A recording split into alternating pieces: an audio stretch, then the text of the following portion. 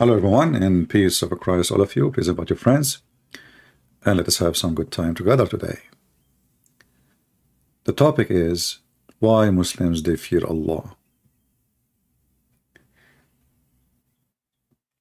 You know, this religion is based on fear in everything. The wife, she feared the husband. The husband, he feared his mother-in-law. 4 of them. The prophet, he feared Jibreel. The prophet, he ran when he heard the voice in the cave. The prophet, he received Quran when he was doing poo at night, he heard a voice. The prophet, he received satanic verses, so he feared again that Shaitan will come to him as a Satan, as he did before. Then you go to heaven, this is the second stage, then you fear that your penis will be endless. And then you ask yourself, what I would do with such a penis? I fear I cannot use it. And if I use it, I'm going to abuse it. You go to heaven, you find yourself a bunch of women jumping on you. You know, women you never met, you never saw before. All what they want is just sex. And they jump on you and they start, I'm not going to describe what the Muslim sheiks they say. Touching you, kissing you, licking you. Did I say anything? I did not. This is just the beginning. One after one, one after one, one after one. You don't even give a break. You can't even breathe. They have big boobs. Each woman have a butt is 1 mile. Imagine 1 mile butt in the top of you. I don't know how I'm going to find you again. You will be missing. So this religion is a very confusing, stupid, silly cult. Everything in it is stupid. And today I'm going to show you a clear proof. You know, my first book, it's called The Deception of Allah. Muslims contacted Sheikh Asim and they asked him about the name of my book. He did not mention that this is about my book, but we know. It's exactly the verses we quoted, I quoted. So here it says, a Christian says, the verse Allah is the best of deceiver, chapter 3, verse number 54. And you will notice the Sheikh, he agreed that this is the true deceiver, the translation. He did not say this is false translation, but listen carefully how the Muslim Abdul, with their beard, answer us. From Holland, he says that some of the Christians say that the verse Wallahu khairul makirin, that al-makr is an attribute of deception. And how can Allah deceive others? First of all, Abu Uzair, do we take our religion from the Christians? Really? This is nonsense. Nonsense. Look at the people who talk about our religion when they can't even explain how is their God 3 in 1. This is heads and shoulders. Can you explain how Allah is one?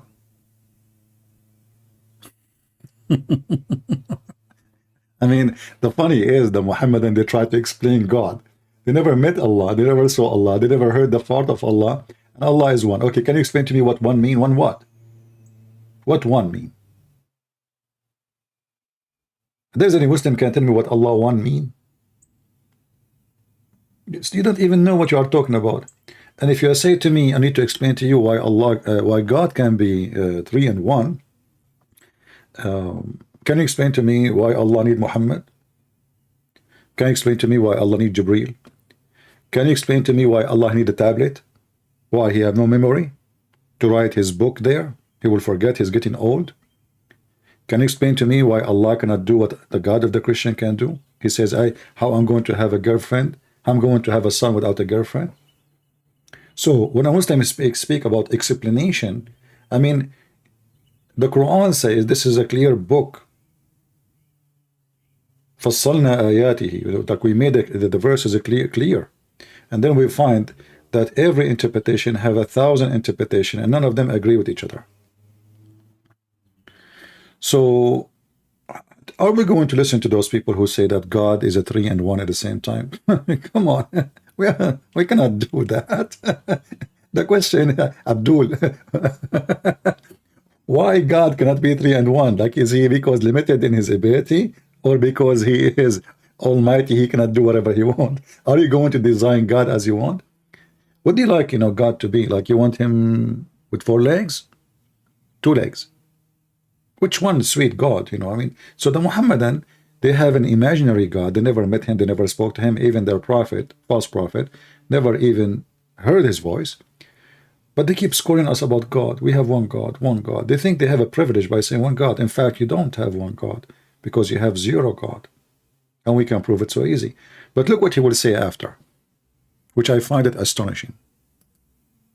3 in 1. So you don't take anything from them. They all, what they have is to cast doubts. And to us, it would be fruitless. It would be illogical to start defending. I like it when a Muslim suddenly, I mean, this is the same guy, he said we should not go and follow logic. We should not listen to philosophy.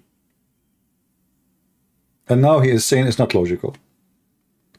So it's logical that you can beat your wife to make her obey you, not to convince her. You beat her, and that will make her a good woman. It's logical that because you killed some neighbors, whether they are Christian or Jews, that God will reward you with endless penis and a lot of women for sex. It's logical that a man at the age of 54, he marries 5 years old, and the Islamic calendar is 6. It's logical because Aisha at that time, she was mature. She was a woman. It's logical, the same guy, he said to us in the previous video we played for you, that a man should he have the right to lie to his wife, and not even to tell her that he's going to get married a second wife. Everything is logical in Islam. Suddenly the Muslims are people of logic. By the way, my Skype is open in case there's any logical Muslim would like to join us. Logical Muslims only, please. We don't want any Muslims who they are not logical. What they're throwing at us. And every time say, okay, why do men marry 4, women don't marry, except 1? Yeah, why? Why? Can you tell us why? What is wisdom that a man, he can have 4 women, and women cannot have 4 men? If you want to tell me when I know who is the father, I mean, don't Allah know? Allah can't tell you. Here we go, we solve the problem. Now we have replacement of Allah, we have DNA. The woman, she can find who is the father in 2 seconds. Will cost you $5. So why? Why a woman, she can't have 4 husbands? So a second ago, he was talking about logic. A second after, it's not logical to use logic. Are we going to answer those stupid questions? Why a man can have 4 wives? Huh. Are you... Hello? Continue. Because this and that. Okay, why does a daughter inherits half and the son inherits full? Well, is that logical? The women, she needs more support.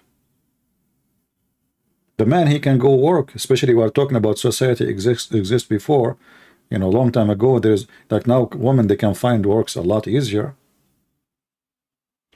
But men at that time is the only one who can generate money and go out. What women she can do? There's companies, there is Microsoft, and there is Apple, and there is phone makers, and or a grocery store. What she can do? So why you give the man twice? They will say to you, because the man is responsible for a family. Who is responsible for her?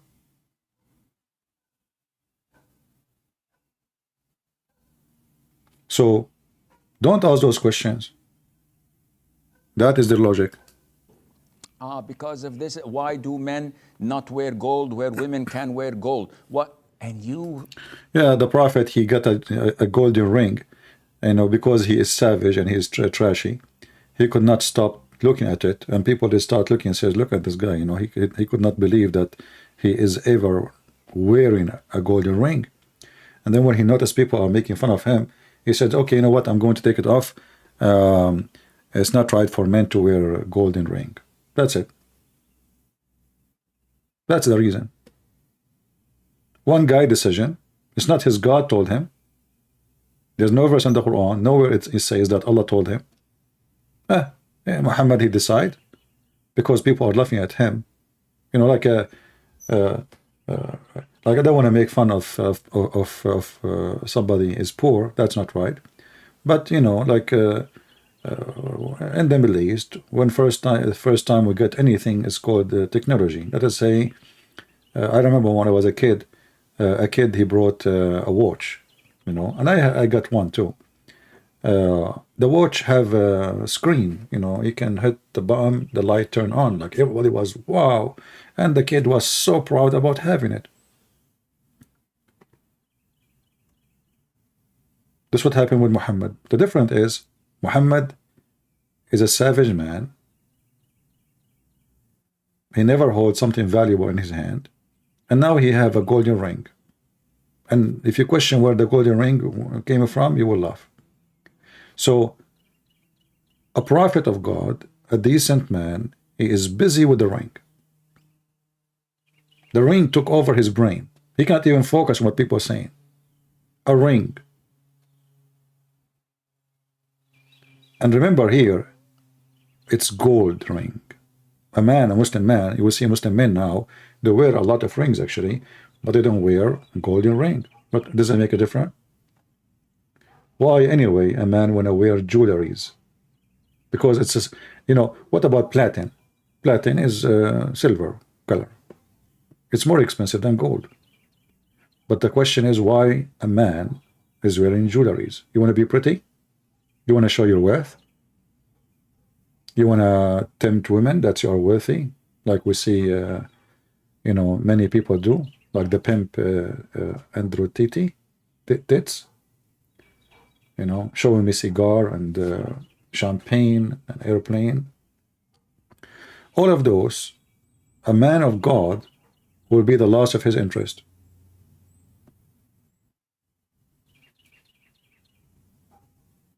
Thick golden bracelet in your neck, even if you are a Christian, you know, you're a Christian man, why you want to wear it? What is this for? You want to show me that you can afford $500? You are a man, you are the hero, you look pretty now. So, you know, the Muslims, they avoid the questions by avoiding it. Say, why you want to answer them? Why we should answer them? Don't answer them. But isn't it all of Islam is about supposedly answering us, refuting us, getting us busted? Isn't it all the Quran is about attacking the Christians and the Jews? Suddenly you don't want to answer us. And this is what happened with Muhammad when a bunch of Christians, they came from Ethiopia asking Muhammad to debate him. You know, Muhammad, he could not answer them. In fact, they stand in the front of his house for a day, one day, asking him, let us talk about the Messiah. Let us talk about how Mary, she is the sister of Aaron. Muhammad, he knew he is no match to debate those Christians. So what he said? Look at the answer. Whoever dispute with you concerning Isa, aka Christ, okay, what you do with him? Read carefully and love. After this knowledge has come to you, what knowledge? What knowledge come to him? Nothing. I.e. Isa being a slave of Allah. The Muslims adding words to the Quran. You see, all of this is not in the Quran.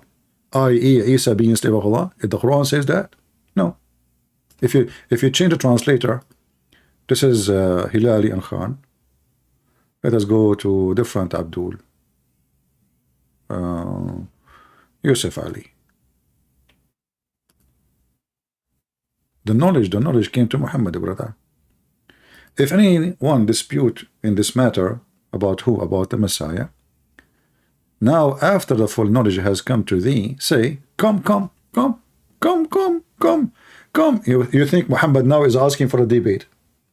Like Mimi Hijab, he says, who you want me to debate? They said to him, Christian prince is making out of Muslims leave Islam. And then what he do? Did you say that? Hang up. Did you say that? Wait for him. Did you say that? You did not debate me. Come. You are finished, boy. So come. Okay, come to do what? Come, let us gather together. Are we going to debate? No.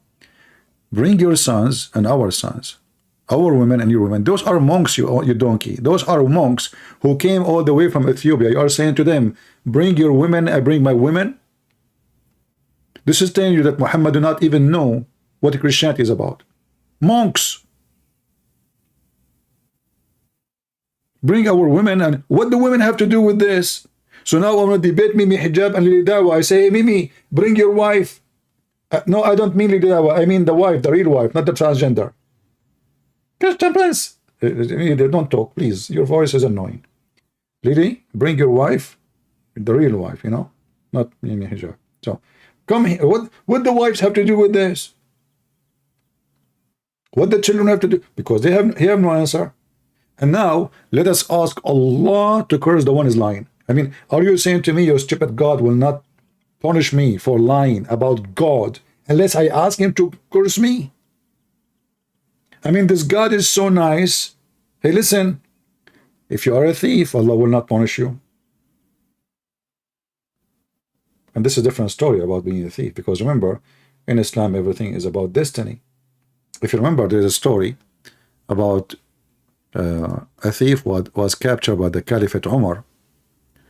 And when they brought the thief to Umar, if they put me hijab, when they brought him to Umar, Is it a but where is the video? I find in all the videos except the video I want. Okay, hold on. So when they brought the thief to Umar, the thief, he asked Umar, why in the world you are punishing me? Why in the world you are punishing me? And this actually will help us with the topic of Allah being the deceiver. So the God of Muslim, he deceived them that when you do wrong, you are doing sin. In the same time, he is the one who decides for them to do sin. Watch and laugh. Well, if Allah's written all of this, then why did he bring me onto the earth? Well, hang on. Heads, and they say, well, if Allah's written all of this, then why did he bring me onto the earth? Well, hang on. In their heads, and they say, well, if Allah's written all of this, then why did he bring me onto the earth? Well, hang on. You don't know your results of your examination, so you have to come onto earth. The fact that Allah knows it and the fact that Allah has written it does not make you a person who should now give up. Guys, the fact that Allah written it, which means fate, and Allah, he know it. You should know your test. What test? If the test is already written and the guy already failed, and the one who made him fail is Allah, and now Allah will punish you because you fail. Listen carefully what you will say next. Because if that was the case, then obviously you would be the fool. A man came at the time of Umar ibn Khattab radiallahu anhu. According to one of the narrations, he needed to be punished because he stole. So he comes to Umar ibn Khattab radiallahu anhu and he uses the same line. He says, "Oh Umar, oh Amirul Mu'mineen, how can you punish me for having stolen when it was predestined? My deeds were already written by Allah subhanahu wa ta'ala." Now that's quite a good argument if you were to look at it. Umar ibn Khattab radiallahu anhu was one ahead of this man. He says, well, let's punish this man because it was predestined that we were going to punish him as well. Amazing. Wow. Wow. Wow. Wow. Wow. Wawa. You know the song of Busul Wawa? This song, the Muslim, they love it, by the way. It became #1 in the Middle East in the month of Ramadan.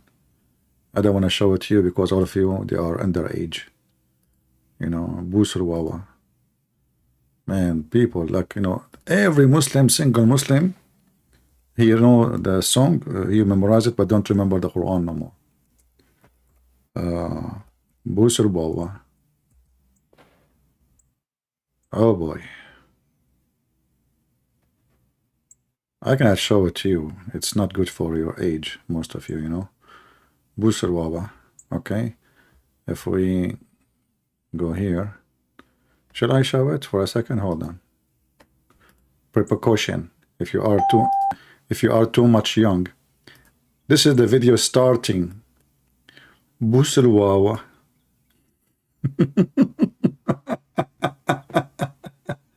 Every single Muslim, he have it in his phone.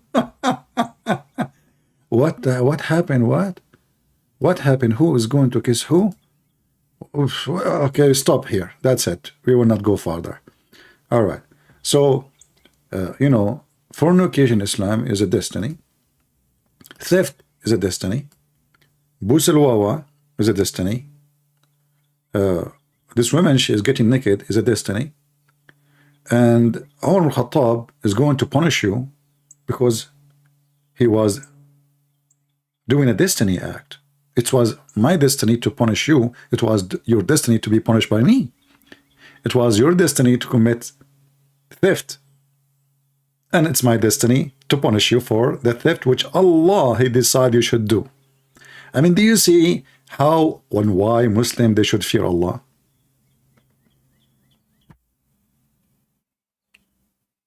Don't you see why should fear Allah? It's a joke. This God is a devil. He's not trustworthy. So this God, he made this man commit sin. And this sin in this case was a theft. And now the thief, he's asking the caliphate, why in the world you want to punish me when this was a predestiny? And even Mufti Menk, he said that, predestiny. Not me who said that. You see, the Muslim, they try to hide the fact that Allah is a deceiver by saying, oh, Allah, he knew the future. No, no, no, there's a difference between. First of all, we can prove in 2 seconds that Allah do not know anything about the future. That is very easy. You can call me right now and I can show you. But the predestiny that a man committing sin or anything is proving to us that Allah is the real devil. And if this is true, that means Allah is unjust. That means I am punished for something I did not decide to do. It was the destiny of Allah, which is His decision, not mine. And here you ask yourself, who in the world will believe in such a garbage cult? What is the point of the whole cult then? If Allah decide for Adam, as the hadith says, and we show it many times, we can show it again. Adam's sin was destiny. Adam did not commit sin. Adam, he said to Moses, according to Muhammad, we do not know how they met, but don't ask Muhammad about history. He is the best historian. So when Moses, he met with Adam, and Moses says to Adam, because of you, Adam, we are out of heaven. Adam, he said to Moses, you idiot, son of Mut'ah. You know, this is Islamic language. So, are you going to say, accuse me, that because of me, you are out of heaven? Are you stupid or what? Don't you know that Allah, He wrote my destiny 40 years before He created me?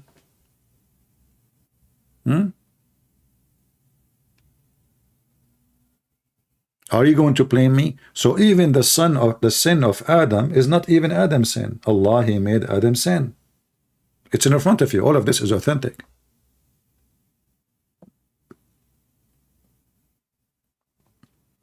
All of this is authentic. This is Al-Bukhari is more important for the Muhammadan more than Allah Himself. Because what Muhammad said, Muhammad is their God. So did Adam commit sin? No. No. This is what they believe. Adam have no free choice to commit sin. So Adam saying to him, do you blame me, you idiot? Potato? Donkey? How you can blame me? You know, like in this Jewish Moses, according to Muhammad, like he was like, oh man, Habibi, Moses, Habibi, Adam, take it easy, Habibi, I don't mean to hurt your feeling, Habibi, I do not know. I mean, and the funny is, the Muhammadan, they say that Moses was a Muslim prophet, and now after he died, he met with with Adam, and looked like the Jewish prophet, who's a Muslim prophet, sorry, Moses, not Moshe, he do not know what Islam believe. So after he died, he went to school and he met with Adam and he asked Adam, hey, are you our father? Yes, it's me. How you doing? Who are you? I'm Moshe, the Jewish guy. Oh, I heard about you. How you doing, my son? You know, don't talk to me. Don't talk to me. Because of you, we are out of heaven. Adam, he will look and his beard is white and is old. My son, you cannot say that to me. Do you blame me for a sin Allah wrote in my fate 40 years before He created me? Moses, like, what the heck? He got busted. He didn't know what to say. And this is where Shakespeare, he got his phrase, like, to be or not to be. That is the question. He was talking about to be Musa or not to be Musa. To be Adam or not to be Adam. To be stupid or not to be stupid. So Adam, he got Moses busted, and you see Muhammad here is saying clearly that Adam, he won the argument. So can we blame Adam for his sin? Are you blaming me, you stupid idiot, you donkey, you monkey, you chimpanzee? Huh? Are you blaming me for the sin which is written, decreed by Allah for me 40 years before He created me? That's why we should fear Allah if we are Muslims. Because this guy, he play games. All your life is a game for him. Everything you do in life, it's not you who did it. Even when you kill in Islam, it's not you who killed, it's Allah. If you go in the Quran, it says, وَمَا رَمَيْتُ وَإِنَّمَا اللَّهُ رَمَى. It's not me who shot the arrow, you know. It was Allah. Don't worry about it. You know, you killed people? Don't worry. Yeah, there's blood in your hand? No. You know, you have no idea. It was Allah. Allah is the one who killed them. Chapter 8, verse number 17. You slowed him not, but Allah slowed him. And Muhammad, he gave them this statement, so every Muhammadan, he don't feel guilty when he's slaughtering innocent people. This is why you see Al-Qaeda and ISIS, when they slaughter somebody, they quote the very verse in front of us. I did not kill them, but Allah killed them. So now he feel better. He feel like, oh, okay, you know what? I'm killing nobody. This is a very, very much satanic cult. Again, if you are a Muhammadan, my friend, don't give me questions in Skype. We have a chat in YouTube. Well, are you better than the rest? Skype is only for Muslims to join me, not even to text me. You text me as a Muslim, I will block you. So if you are a Christian, don't text me, don't give me your opinion, don't ask me the question. You are just disturbing my work. And you are not being mature. Do you see how many people are in the chat? Are you better? This is what you just did now. Thank you. And let me block you. Don't send me a stupid message to say to me, I appreciate your work. You appreciate my work, then you shut up and join the topic.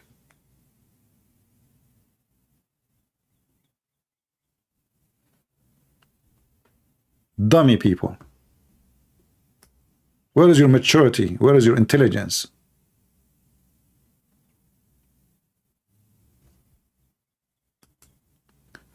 So I did not kill them, but Allah killed them. And that will make every Muslim not to feel guilty with his sin and his faith. Going back to our title, why we should fear Allah. Because as you see, Allah is Satan. He convinced you with his satanic idea that when you kill somebody, you did not kill him, I killed him. When the Muslim believe in destiny, it's destiny. I did not, you know, it is going to happen anyway. It's not up to me. Islam is a very much satanic cult. So anything now I do, okay, what about I go and sleep around? Oh, don't worry about it. It is destiny too. And the reference in front of you. Allah, He wrote for you your destiny and even how much fornication you will have. There's a Muslim woman, she called a sheikh and she said, you know, in the Middle East, if you are 30, you are old, really old. You know, Muslim, they like to marry at the age of Aisha, like 6 years old kid, 5 years old kid. So anyway, so she asked the sheikh, she said, I'm afraid that nobody will marry me. I got old. And what do you think? He said, my daughter, my sister, don't worry. The Prophet, he says, مكتوب على كل فرج اسم ناكحه. It is written in the top of every vagina the name of the one who will if it. So it is written there down between your legs the name of the men who will if you. It's a destiny. So you will lose nothing, which means already Allah decide how many men they will sleep with you. I'm trying to be polite. It's written in your vagina, and I'm sure like this woman, she went to in front of the mirror, or maybe she opened her camera, or she brought a magnifier to see the names of the men written over her vagina. And she starts flipping pages. Ahmad, Muhammad, Ali, Mimi, Dudu. All the names are written there. This is destiny. So even the men who will sleep with you, you did not choose them. You did not choose any of them. Allah decide how many private part will park in your garage. If you don't like my language, by the way, you can leave. I say it as it is. You don't like it, take a hike.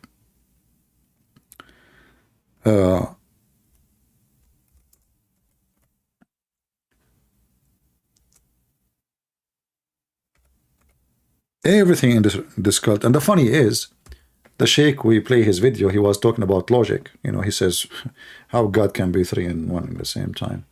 You know, is that logical? So is it logical that you decide for this woman who was going to sleep with her, who was going to do boom boom to her?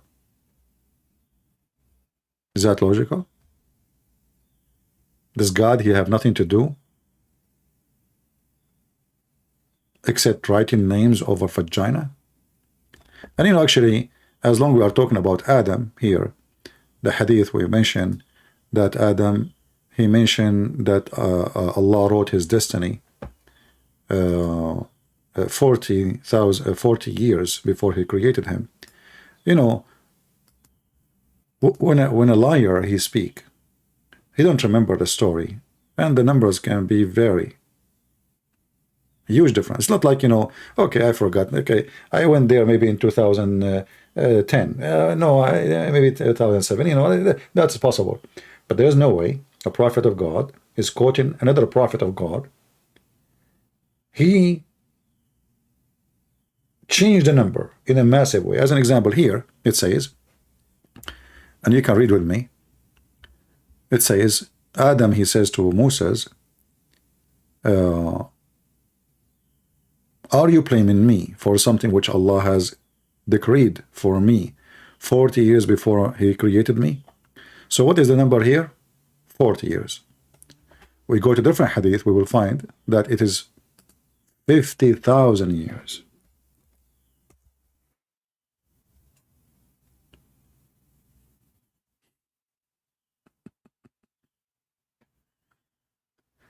$50,000 years. Let us find you where the hadith about Adam. And actually, here it says, actually, in front of you, that Allah, he wrote the decree of all men.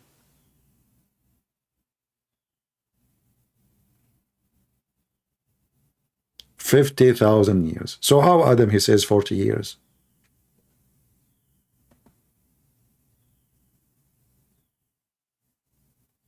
And this is sahih.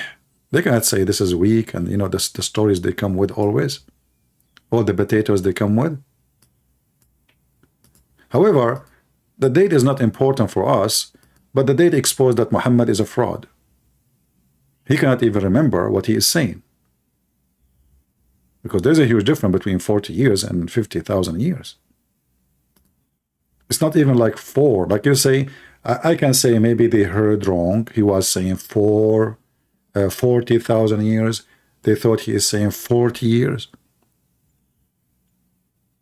In Arabic, number 40, arba'un or arba'in. There's a huge difference with the pronunciation with the word khamsin. Khamsin have nothing to do with the word arba'in. So 50,000 years. Allah wrote all destiny before the creation of all mankind. And then you ask yourself, he wrote destiny of people who they are not exist 50,000 years before he created them.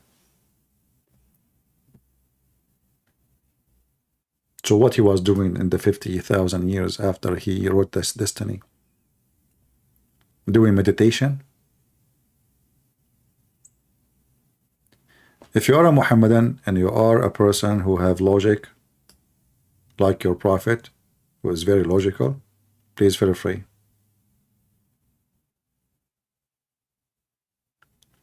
Adam admitted that this is his fault. I don't know how Muslims they see things. How Adam admitted this is his fault? If Adam saying, do you blame me for a sin decreed for me 40,000 years before he created me, according to you, Adam, he admitted his fault? That is a super intelligence, my friend. Do you know what the word "do you blame me" mean?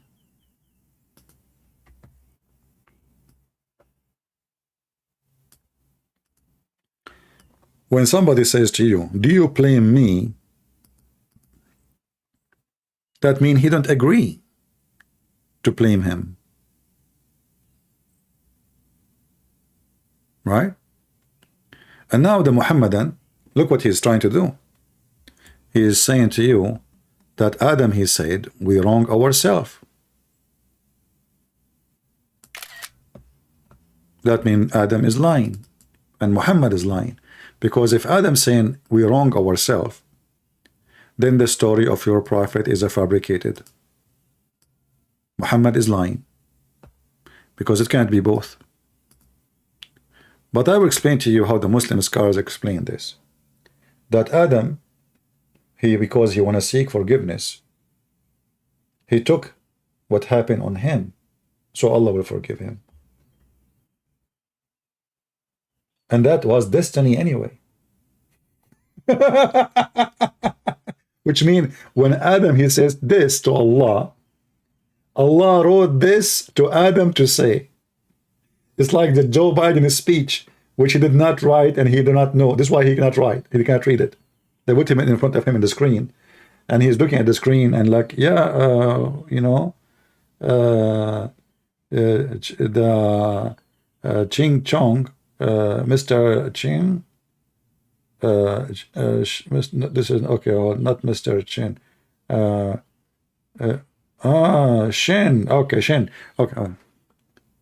So are you know, call me and let's read together so we can laugh. If Allah, he predestined, how Adam, he said to Allah, we wrong ourselves. How he wrong himself?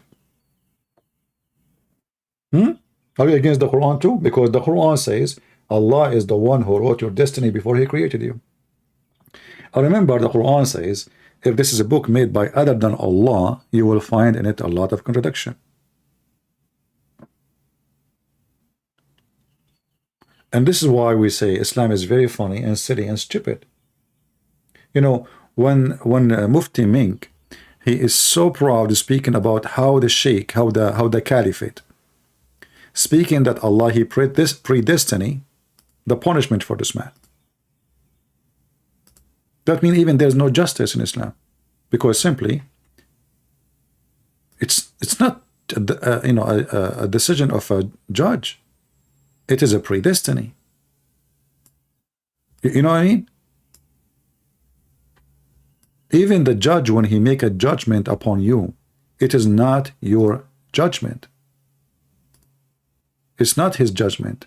It is the judgment of Allah.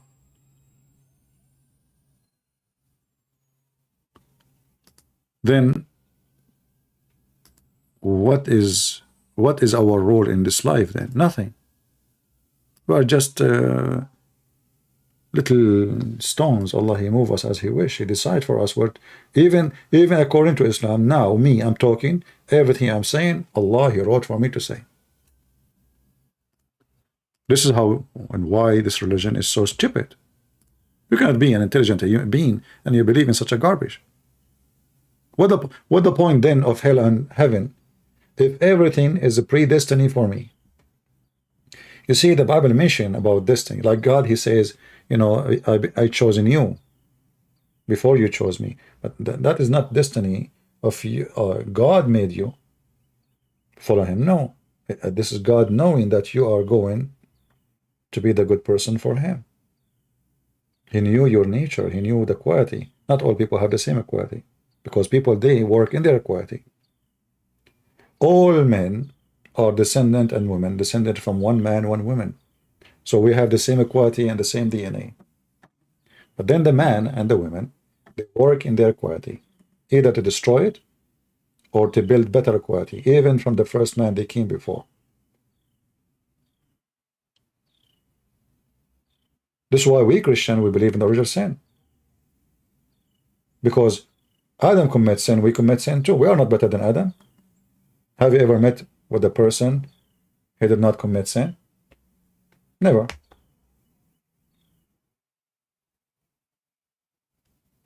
So Adam out of heaven because of sin, so why we will be there? But if you are the Muhammadan now, if you don't believe in the original sin, why you are out of heaven? And here, if you go to the hadith, which mentioned by Muhammad, you will find that Moses, he agreed with the Christians. Moses, you know, the biggest lies the Muhammadan did with following Muhammad, they claim they hijack every name. Moses suddenly became a Muslim. Abraham became a Muslim. Even Adam was a Muslim. I mean, everybody is a Muslim. You know, even the cat, she converted to Islam. She don't walk over the Quran. But those stories in the yellow pages of Muhammad expose that Muhammad is a fraud and Islam have nothing to do with Moses. Because as you see, Moses believed in original sin. He didn't believe in Islam. But the stupid Muhammad, when he mentioned this story, he never thought that time would come and people will laugh at him like what we are doing now, showing how he conducted himself. This is a man, his name is Moses.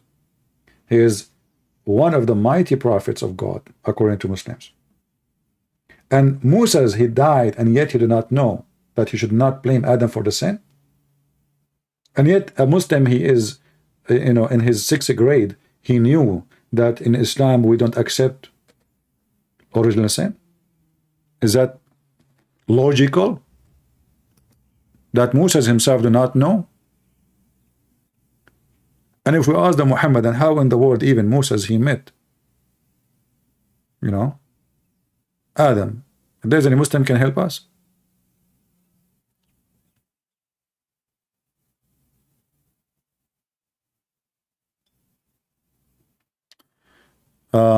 I live in the Mississippi, USA. Today the government agreed.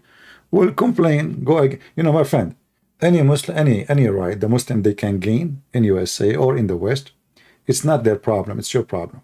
You know, the majority of people became potatoes, and they go and chat and they complain. What about you go and vote against it? What about you grab signature? You know, if a Muslim he want to pray in the mosque and do adhan without speakers, fine. I mean, this is his religion, and he is performing his prayer. But to pray and the sound will go around, then that means either the Muslims in that area became a big number, and you became the minority, and then shut up, get out, they took over you, or you are a stupid potato, and the minority taking over the majority. And this is exactly what's happening. So don't complain. You know, Christian Prince, you didn't know the governor. Why the government do that? Because he don't see anyone will do objection. He don't fear that he will lose election next time. Get a new government, he will cancel that. You know, one of the things I don't like about some people is they cry a lot. You know, do you know? No, I don't know. But there's only one thing I know. If you don't fight for your right, you have no rights. If you don't defend your house, you have no house. If you don't defend your wife, you don't have one. She will leave you anyway. So don't cry for if somebody win, that because you lost. So ask yourself, why the governor he do that? Because you're not there. Actually, there's a comment in the previous video. He says, Christian Princes, stick away from topic. We Christians should not go to the... This is what exactly what happened. You stick away. The Christian, they took a stand. Oh, politics is evil. It's from the devil. Those politicians, they are liars. So what we do? We sit for the last 100 years in the West, watching the evil liberals taking over us. And what the Christian they do? Look what they are doing. Look what they are doing. Can you believe it? It's not their fault. It's your fault because you listen to stupid priest who says to you that Christians should not be involved in politics. And now somebody like Joe Biden, he is in charge of your life. He can tell you what to do, what not to do. He can quote Muhammad. Did you ask yourself why Joe Biden is not even quoting the Messiah? He want the Muslims to vote for him. Christians don't count. You know, they are not united. They don't even have a party. They don't have leaders. You know? So even the Muslims in USA is very little number. They're a very tiny number. But they are more effective because they fight for Islam and you sit watching doing nothing. But this is not our case here. So those who complain too much is the losers. Those who work for victory is the warriors. And you never win war with the devil by losers who complain, but by warriors who go for war with the devil. Just take that from me.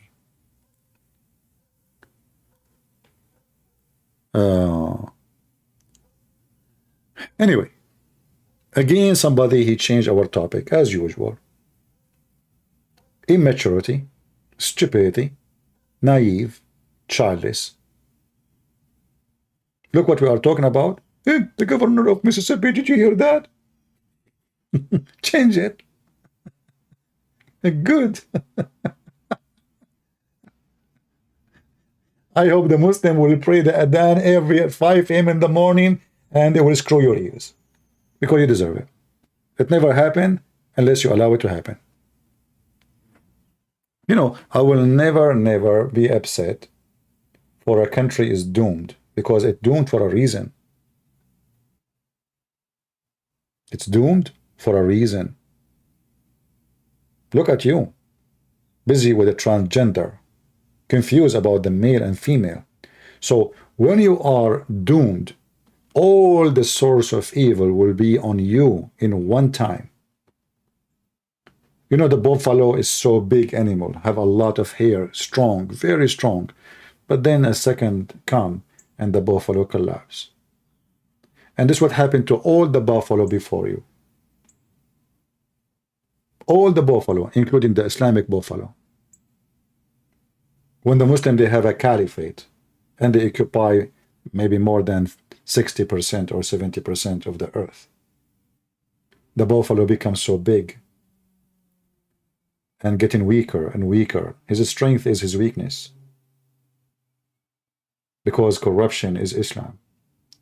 And the same happened to Islam because Islam from the beginning is a corruption. Grow as a corruption, that balloon explode one day and all of Islamic caliphate collapse and will never be happen again. Even they are trying to make it happen. But this will happen to America. This will happen to Europe. This will happen to Russia. This will happen to every giant country in the world. When you put in front of you how to worship money, gold and silver, then you will collapse, no matter who you are. Any nation go against God, they will be left alone, which means all evil source and power will come upon you. So the American, they are bringing the evil upon themselves. You know, if you ask yourself why the crimes is increasing so much in USA, like, you know, if you speak, there's topic, nobody dare to talk about it because many are potatoes. Why there is a very high crimes between black, our brothers and sisters, black African? Nobody want to talk about it. How come in 1960, 65, there's nobody, you don't hear that a black person is shooting a kid in the street? What happened? Why would you not hear about this in the 50? Why did not hear about this in the 40? There's no black shooting black people. There's no drugs in the street. What happened? Very simple. Because you submit yourself to the devil. And this is the whole society, not only the black community, white and black. they let the liberals take over them. And they start attacking the family, the marriage, the very base of family. That fornication is okay, boyfriend is a lifestyle, and being a gay, and being a homo, and being transgender, and being, and now the kids are lossless. They don't even know their father. And what is the result? And then you take the Bible from the school. You take God from the oath. You take God, oh, it's offending us. They say the word God in the school, and now what you have drugs. You have books teaching you how to take drugs. You have books teaching you how to have sex in the anus. They are bringing a man wearing a wig to teach you how to be a woman. And his voice is like Tarzan. Scare the hell of you. And then they wonder why we have crimes. And why people shooting people. And why people, they go to the store and they loot. And they steal. Because simply you are destroying everything in the society. The structure, the fabric of the society, they are working in that, and the Christian, they were watching under your own eyes. And now suddenly the Christian, they are standing up like what we saw for this beer thing. Where have you been for the last 100 years? You see what happened when a Christian, they stand against something wrong? The company is almost collapsing. We have a massive power in this country if we want, but we are very submissive, and we are not fighting for our rights. And thanks to the priests, who they are false priests, they say to you, stay away from from politics. Politics is from the devil. My friend, we don't promote politics. We fight for truth. And the truth is to stand against politics and politicians who they are trying to force false teaching on us. For that will infect your security, your life, your economy, everything. So don't complain about the devil taking over your society, for you allow them to do so. Never can happen against your will. When the Christian don't go to vote because a stupid priest told them, oh, don't involve in politics, you are allowing the devil to take your place. Instead of voting for the guy you think he agree at least with, let us say, maybe 50% of what you think, of what you believe. You bring somebody, he totally hate you. And then you complain. So don't come here and complain. I hate people who complain, because they show a sign of weakness and not intelligence enough to do the work they should do. Going back to our topic. Yeah, we are going out of the topic because you people, you bring things to me. Should I disable the chat? I mean, we have people who have no maturity. They are like kids. You know, if we make a topic about testicle, they talk about how to cook an egg. My friend, the testicles it's an egg, but it's different egg. Because people are unable to focus. And everybody is coming with his, you know, the governor of Mississippi. Do something. Write letter to your congressman. Create a web page in Facebook, ask people to join you. You know, people who never fought against the devil, they claim to be warriors.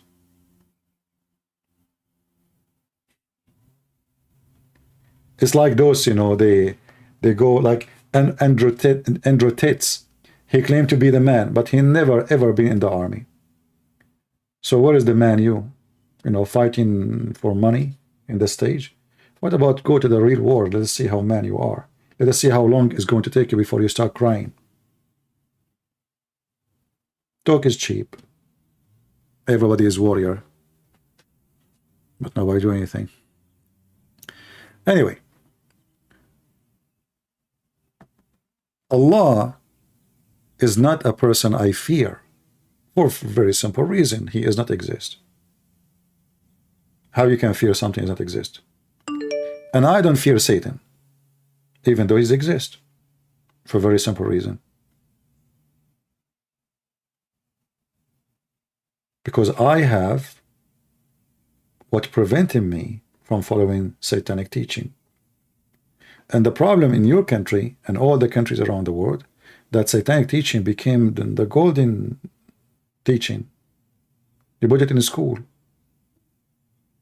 It's your guideline. And why it happened? Because society tolerate evil to become the ruler. Like, you know, when the liberals in USA, they said we want to do support abortion. Did you ask yourself how even in the world, even a woman, she will do that? And she will vote for it? Because simply they destroy the ethic of your women. For sure, not all.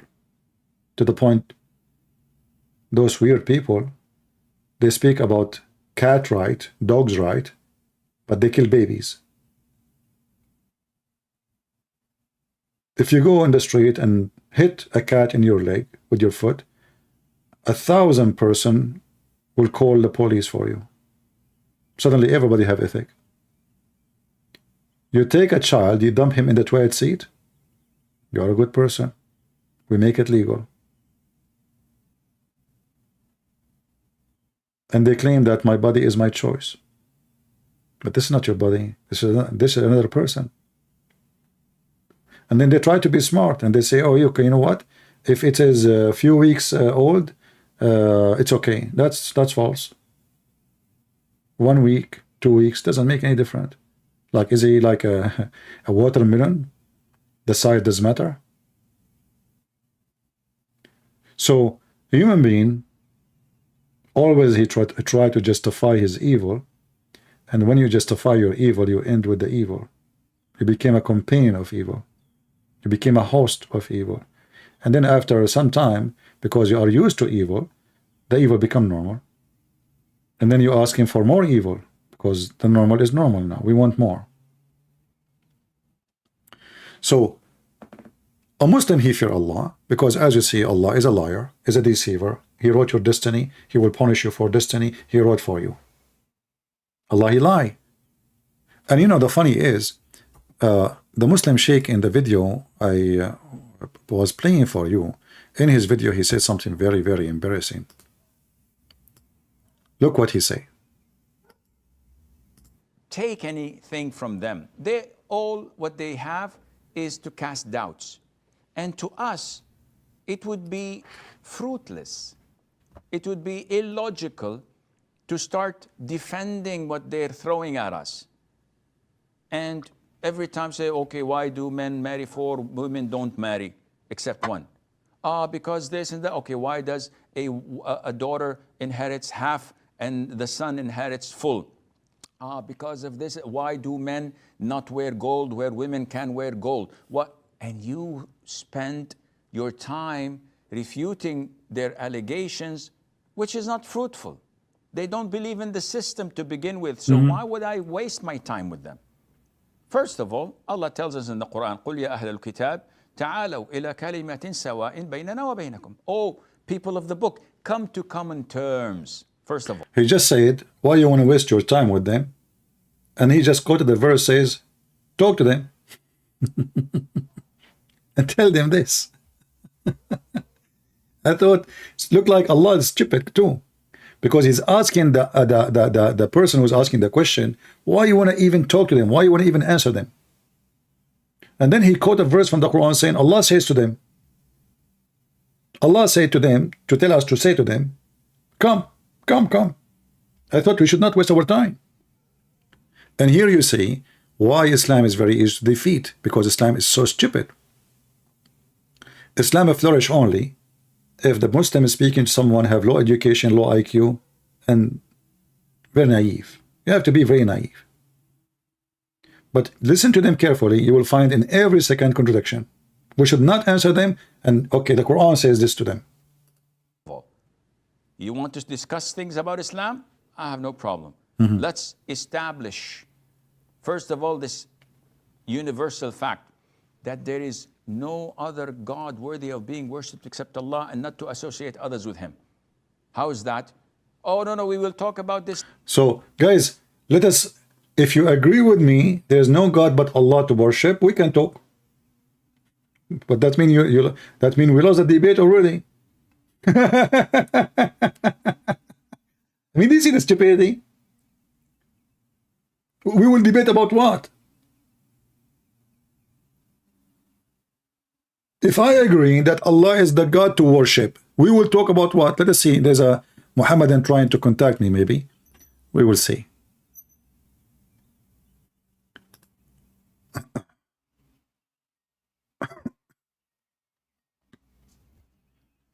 Hello? Yes, I'm an ex-Muslim. Oh, you're ex-Muslim. Oh, okay. Because I saw your last name, it's a Muslim name. Okay, well, how I can help you, my friend? Go ahead. Okay, I left Islam like back in 2021. 2021? Yes, February 2021. Okay. Why you left Islam? I watched some of your videos and videos of Rob Christian and Sam Shamoon and other guys, David Woods and stuff like that. Okay. And but still, this is not the reason to leave Islam. Why do you leave Islam? There's a lot of reasons like contradictions in the Quran and scientific earth. For example, the sun sets in a muddy pool according to the Quran. Yeah, but this is normal. I mean, don't the sun set every day in the muddy water? No, because it says muddy pool, you know. Yeah, but And, you know, okay, how from the we horizon know, can't- how what? we know that the sun not actually really go and take a bath every night at the end of the day in the pool? How you know? Have you ever, did you watch a movie like where there's, you know, people jumping in the pool? Okay, the sun jump in the pool. What's the problem? It's unscientific. No, it's not. It's not against science because logically, there's a big pool somewhere. You know, we do not know where it is. And Zulkarnain, he found the pool. You know, and then you know, he found that the sun wearing bikini and jump in the water, and she was very beautiful. You know, and this is why the water actually in the ground, you see, water is boiling because the sun jumped there, and that will make the water boil. So even, you know, this is where Muhammad got the story from. Yes. Yeah. But this is not enough for you to leave. I mean, don't you know that now you will not get versions? Don't you like to have versions? Be honest with me. I would like to have virgins. It would be very nice. Yeah. I'm not kidding. Yeah, you're not kidding. I know. You know, me too. I like to have virgin oil. It's very good. But you know, Actually, not because they are. You can see through the marrow of the bones, and that's not attractive. you are not like the kind of men they like bones. Because Or they are but there is some transparent, men. so- There is some men they like bones. You know, like a woman. Like, you know, when you go to heaven of Allah, you will not say to your wife, "I like your lips," because you cannot see them. Yes. You will say to her, "I love your bones," you know. So, you know, for you, you think this is funny and stupid, but reality, you know, this is very well known that men in heaven, I know many men from heaven who really like women bones. They don't get attracted to like women legs or ass or boobs or no.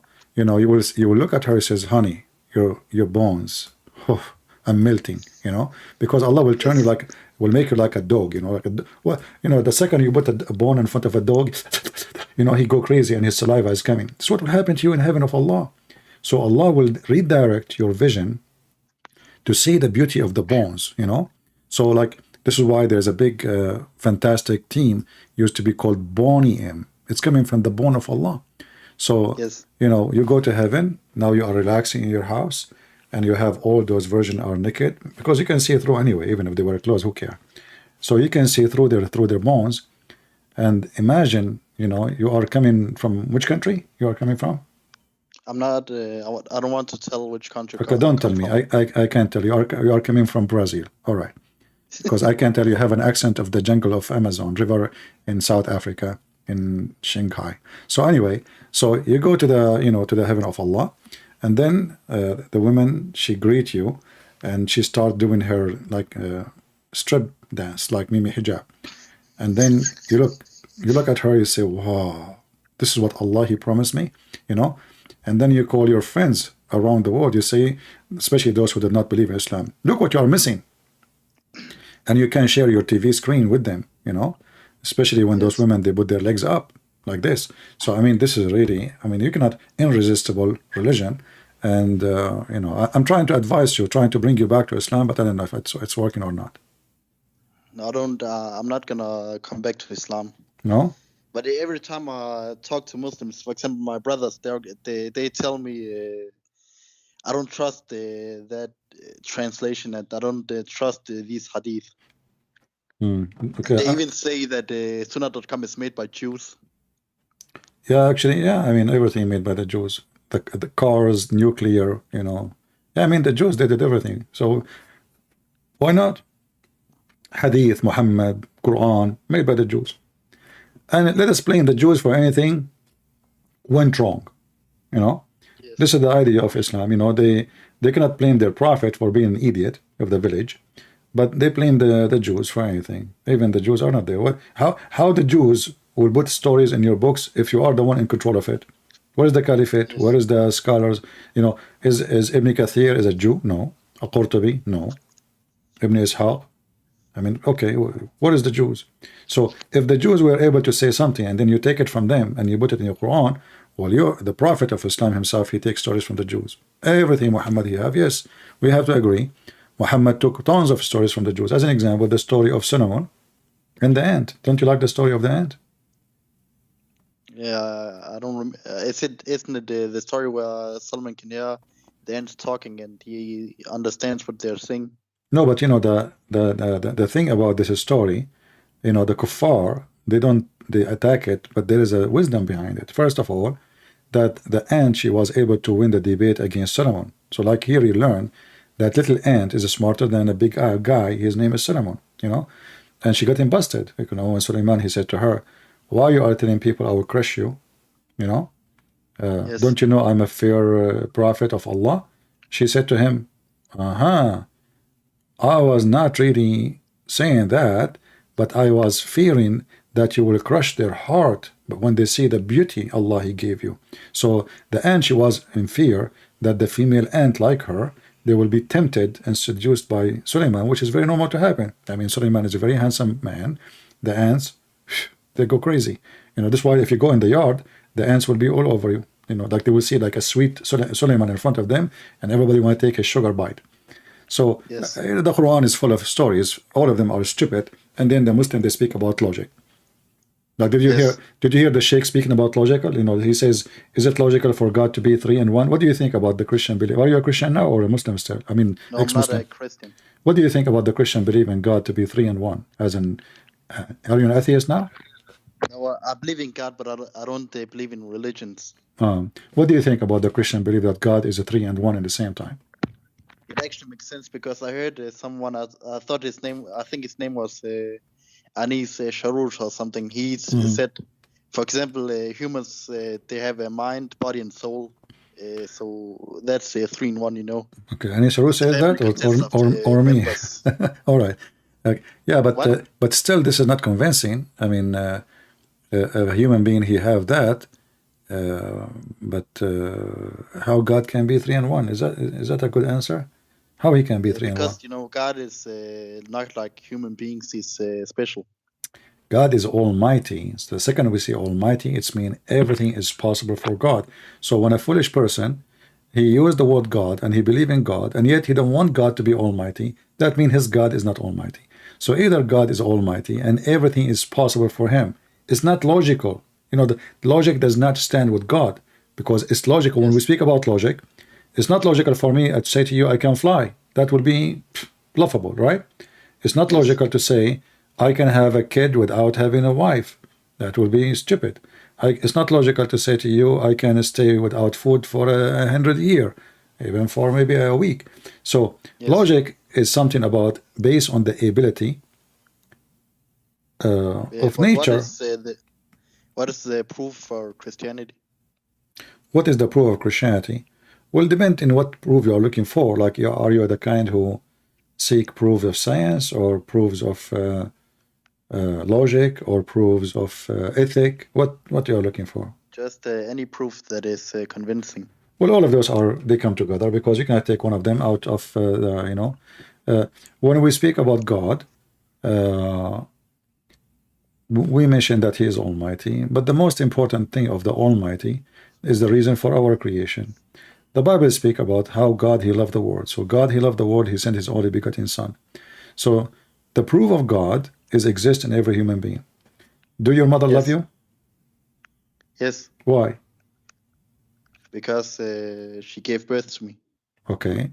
Why? Still. Because she's my mother. Every mother loves their child. Okay, so let us think about it. You try to find all excuses for your mother to love you, even though you might be bad or good, right? Mother, she loves her Yes. son. But that cannot be explained except a love of God is given to this woman to love her son. You will find a chicken. She is a chicken. Do the chicken care for her babies? Yes. You will find an eagle. You will find even a rat. Mice, like mice. So you will find that all creatures, they have very unique thing, which is proving that there is somebody gave them that. There is no way a selfish animal, he's an animal. Look, it's an animal. A dog is a dog. Yes. Two dogs kill each other for over a dish of food, but you will find a female dog, she is defending her babies. Why she want to do that? Yes. So you will find that God, he have his fingerprint in everything, and that is love. Love. When a human being, he love to help you. He do not know you, but he saw you struggling, suffering. I mean, why I want to help you? Oh, I want to save money to buy a new car. I want to save money to, why I want to help a person? So the love inside you, which is gift from God, will not make you the same as anything. So there's a fingerprint of God, which is love, the same as the Bible says, for God he loved the world. In the Quran, why Allah he created you? The Quran says, وَمَا خَلَقْتُ الْإِنسَ وَالْجِنَّ إِلَّا لِيَعْبُدُوا. So I did not create a human and genie except to worship. So the purpose of your creation in Islam, in the cult of Muhammad, Allah he need worshippers. The purpose of a creation in Christianity, our God, Allah he love us. So God he want to share the glory, his kingdom, with his children. And that base what to prove of Christianity, that we are, when we pray, we say our Father. Why we Christian we call our Father? Why we don't call him God? Why we call him Father? Because simply our belief and the existence of the very God is based on love. This is why the Bible says, love never fails. So with love you can win, with hate you lose. You are the first loser when you hate. Islam is based on hate. That's why they are losers. In the Quran, when Muhammad he heard the Christians saying, we are the children of God. Now the Quran used the word Allah. We don't believe in Allah. Muhammad, obviously, because he's a false prophet, he said, they say we are children of God. So if this is true, why this God he punish you? So you will notice that Muhammad is far away from understanding Christianity and Judaism, and he think that when the Christian and the Jews, they say, we are the children of God, even though we don't believe in Allah, but the Quran used the word Allah. We are the sons of Allah. Say to them, Allah saying to Muhammad, tell them, okay, well, if you are his beloved, so why he punish you for your sin? And here you see that Islam is extremely stupid, because if you have a son and he's doing wrong, you punish him for the wrong, so you can correct him, correct? Yes. You don't let him do more wrong. You do that if you don't care. Do you agree? Yes. If you see your son taking drugs, let us say you enter a room, you find your teenage, or maybe even younger, somebody give him drugs. Do you say, oh good, go ahead, or you shout at him, you take his, you don't allow him to have money to spend it anymore under your watch, you don't allow him to go out of the house. We do whatever you can to correct the person, correct? Yes. Here you see the stupidity of the maker of the Quran. He did not understand that the Christian, when they say that we are the sons of God, the children of God, they don't mean that they are his children physically. They mean that Father who loves us is our care giver, is our care master, is our care creator. Everything we have is from him. So why we have it? Because he loves us. And why we appreciate it? Because we love him. And why we have relationship? Because we are his children. But the stupid Muhammad, he could not understand, and that's why we see Muhammad, we don't see him as a smart, intelligent, we see him as an ignorant idiot who did not even know what Christianity is meant. Yes. All right. Anything else, my friend, you can want me to help you with? No. Do you have any Muslim would like to call me sheikh? You know, like, don't you know any sheikh from before? No, I don't know any sheiks. Why you do not know? Call them. Call any sheikh and tell them, hey, this guy, he made me leave Islam. Please, can you talk to him? Maybe I will go back to Islam. Please help me. You know. I don't know any sheikh personally. Okay. Do you know Zakir Naik? I know of him. Yes. Okay. Can you do me a favor and send him an email and tell him this guy, his name is a Christian Prince. You know, Okay. I watch his videos and I left Islam. I actually love your Zakir Naik impressions. No, this is not Very impression. funny. This is not impression. This is him. He actually is here. Christian Prince. First of all, I don't want to talk. And you are really crazy. I am not going to talk. I'm eating. And now you are even in the like Zakir Naik, hold on. He mentioned your name. Did you hear him? He thought you are not here. In fact, you are here. Christian Prince. First of all, I am here or I'm not here. Because Allah is here everywhere, but he is not here. So, Zakir Naik, is Allah in the bathroom? Christian Prince, are you stupid or what? Allah will never be in the bathroom. But you just said Allah is everywhere. Allah is everywhere in ignorant. But he is not everywhere, but he is physical. Oh, okay, Zakir Naik. Let me go back to the person speak to me in the phone. Thank you. All right. So did you hear Zakir Naik is here? You know, what Yes. impression? Are you accusing me to have a fake Zakir Naik? This is not right. Sorry. All right. All right, my friend. Thank you for calling. And if you can send an email to Zakir Naik, Zakur, and you can let him know. Tell him that this guy, Christian Prince, email him, let us see. You know, tell him, please, this guy is making many leave Islam. You know, can you debate him? Can you do dare? Maybe he will make you square, even if you are a circle. Thank you, my friend. Take care. Okay, bye. Bye-bye. I am a Muslim. I want to discuss with you. Okay, let us see.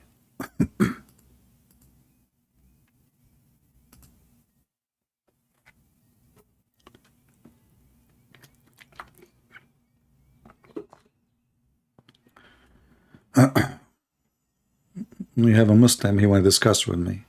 So we don't know. Hello? I'm fine, my friend. Are you a Muslim? Yes. What is the proof that you are a Muslim? What is the proof? Yeah, can you say Shahada?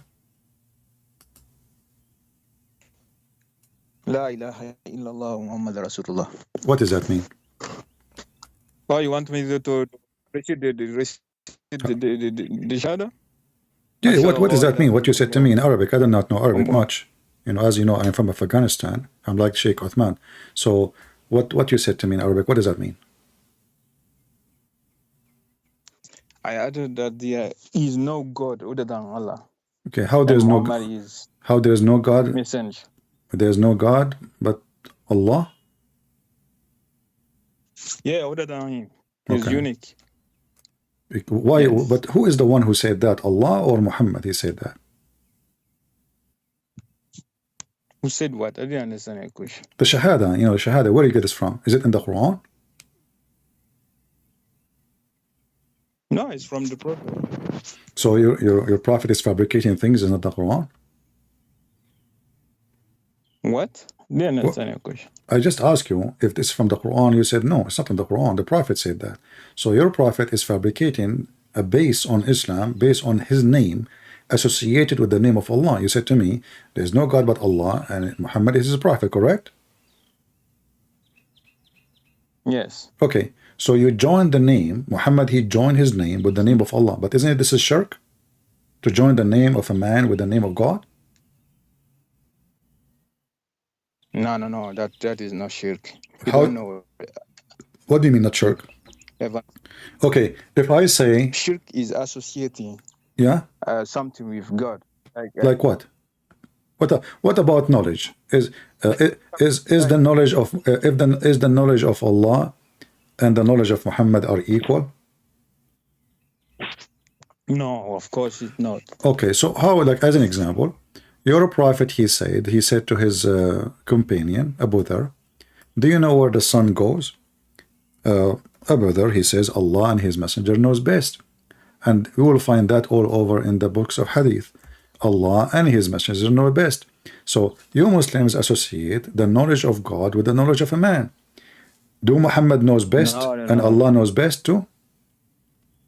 What he meant by that is because Muhammad and God is more knowledgeable than him. No. Can't you are Christian, right? You are Christian. You are a Christian scholar. I can say, okay, Christian friends and maybe Jesus know better. No, you cannot compare Christian Prince to Jesus, because that will be not right. For how a man can be. Okay, you see, when we say shirk is associating the name of a person with the name of God, doesn't matter what the person is, fake or real, right? But to worship him, to worship or no problem. But now you are worshipping the knowledge of Muhammad, saying that Muhammad and Allah, their knowledge is what? Best, which means both are equal. You did not say the Allah knowledge is best and Muhammad have knowledge. You said Allah and Muhammad, their knowledge is best. No, you did not understand what we Muslim I will go with you. I will go with you. You see, not understand. Do you see the story? Do you see the story in front of you? I was sitting, a Muslim, ex-Muslim, he just called me.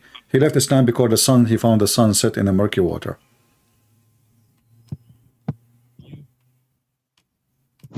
What do you think? I didn't see it. Can you read the surah in Arabic? I can do you know Arabic?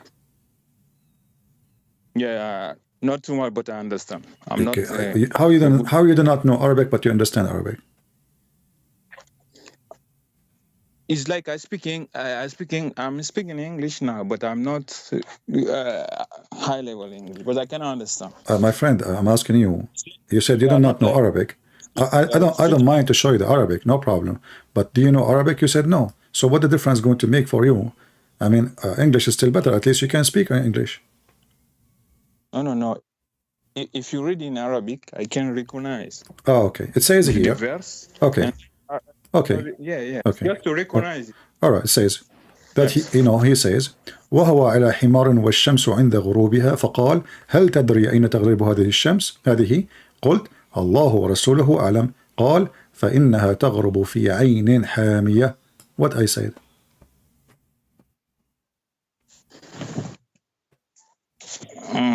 Okay. So what is the problem? No. What I said. You said okay. What does that mean? Did you understand what I said? Yeah, it seemed like he saw it in something like lake, lake, right? Something like he saw the sun. He saw the sun sitting in muddy, hot water. All right. Yeah, like the ocean. Okay, and this is sahih. So now, as long Allah and His messengers know best knowledge, and you agreed with that, is that the best knowledge of Allah, that the sun set in a muddy water and boiling water? Do you agree with that? But where did you take this hadith from? From your books. This is Sunan Abi Dawud, hadith number 4002. Most of this is fabricated hadith. That's why I don't rely too much on hadith. So you Muslims, you fabricate stories Muhammad did not say? Who is the one who fabricated? Do you know someone who I forgot his name, but he was fabricating because how can I say? I forgot the name. Okay. The Abbasid. Who? Who? The Abbasid. I don't know. You are not saying the name correctly, obviously. I don't know what is that. Abbasid. Ibn Abbas. Ibn Abbas. Okay, what about Ibn Abbas? This is the cousin of Muhammad. Okay, what about him? They were fabricating too much. The second... So the cousin of Muhammad was fabricating too much? Not Muhammad, but some people like this. Okay, what about the Quran? Is the Quran fabricated? Is the Quran fabricated? No, I don't think so. Okay, but this is the same thing it says in the Quran. The Quran says that he found... Huh? You can find me the verse? Yeah, sure. That? Sure. Here we go. You see my screen or you don't see it? Let me use my. Just be sure that YouTube is muted there, so we don't have double sound. Yeah, can you put in English here? I see it in Arabic. Yeah. English? You want to see it in English or in Arabic? First show me in Arabic and then in English. Okay, wonderful. This is in Arabic. It says حتى إذا بلغ مغرب الشمس وجدها تغرب في عين حمئة ووجد عندها قوما قلنا يا ذا القرنين إما أن تعذب etc. You know. So now until he arrive, okay. Go ahead, tell me what it says.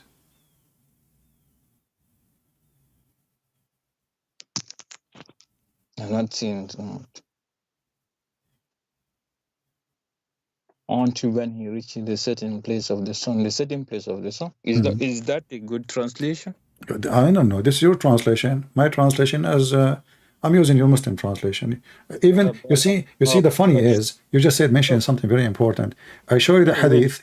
I show you the hadith. Listen, I show you the hadith. You say it's a lie. I show you the Quran in Arabic. You go to the translation. I show you the translation. You say, is that the correct translation? So you Muslims, you give false translation to the Quran? Yeah, sometimes. You know, so how we can trust anything you say to me? Are you giving me now? Are you giving me false answers too? I can answer based on my knowledge. Okay, answer. Okay, so how he found the sitting place of the sun? Let us go one by one. He reached the sitting place of place of the sun. Where is that? It can mean maybe it's something from the south or something like this. From the south? Yeah. How far are you from South Africa? Oh. No, I'm just trying to find how close you are to the sun, where the sun set. The south. It says here he found the sitting place of the sun. The sitting place. But you know, I can sit in now. I'm sitting next to my window, and I will see the sun sitting in my place. I don't need to go anywhere. Is that correct? Yes, but that is empiric knowledge. This is what? Yeah. So what do you think about this Quran saying until he reached the sitting place of the sun? How in the world that work? Maybe something parabolic, parabolic, something like this. No, but it's talking about a guy moving. He's a king. He found people. This is physical. All of this is physical, isn't this? That's not metaphorical. It's supposedly a real story happening for a real person, correct? To something else. How can someone find the setting place of the sun? Exactly. So that means the Quran is wrong. Are you going to say to me now the Quran fabricated? Maybe we didn't understand what he meant by that. Maybe what? Maybe what? Because he was explaining that to someone living in the 7th century. It's not like... We are not reading explanation, my friend. We are reading the Quran now. This is not explanation. This is Quran. Oh, so you are saying to me, the Quran written by somebody, he have understanding of the 7th century. Yes. That's mean... Okay, that's mean Allah is not God and Muhammad is not the Prophet, because he is writing stories, fiction stories, based on his understanding in the 7th century. Yeah, do you know Galilee, right? Galilee. He's my cousin. What about him? The Greek. He's a Greek? Oh, not my cousin then. Okay. The guy who found the earth was round. Okay. You know him, right? Okay, and what happened?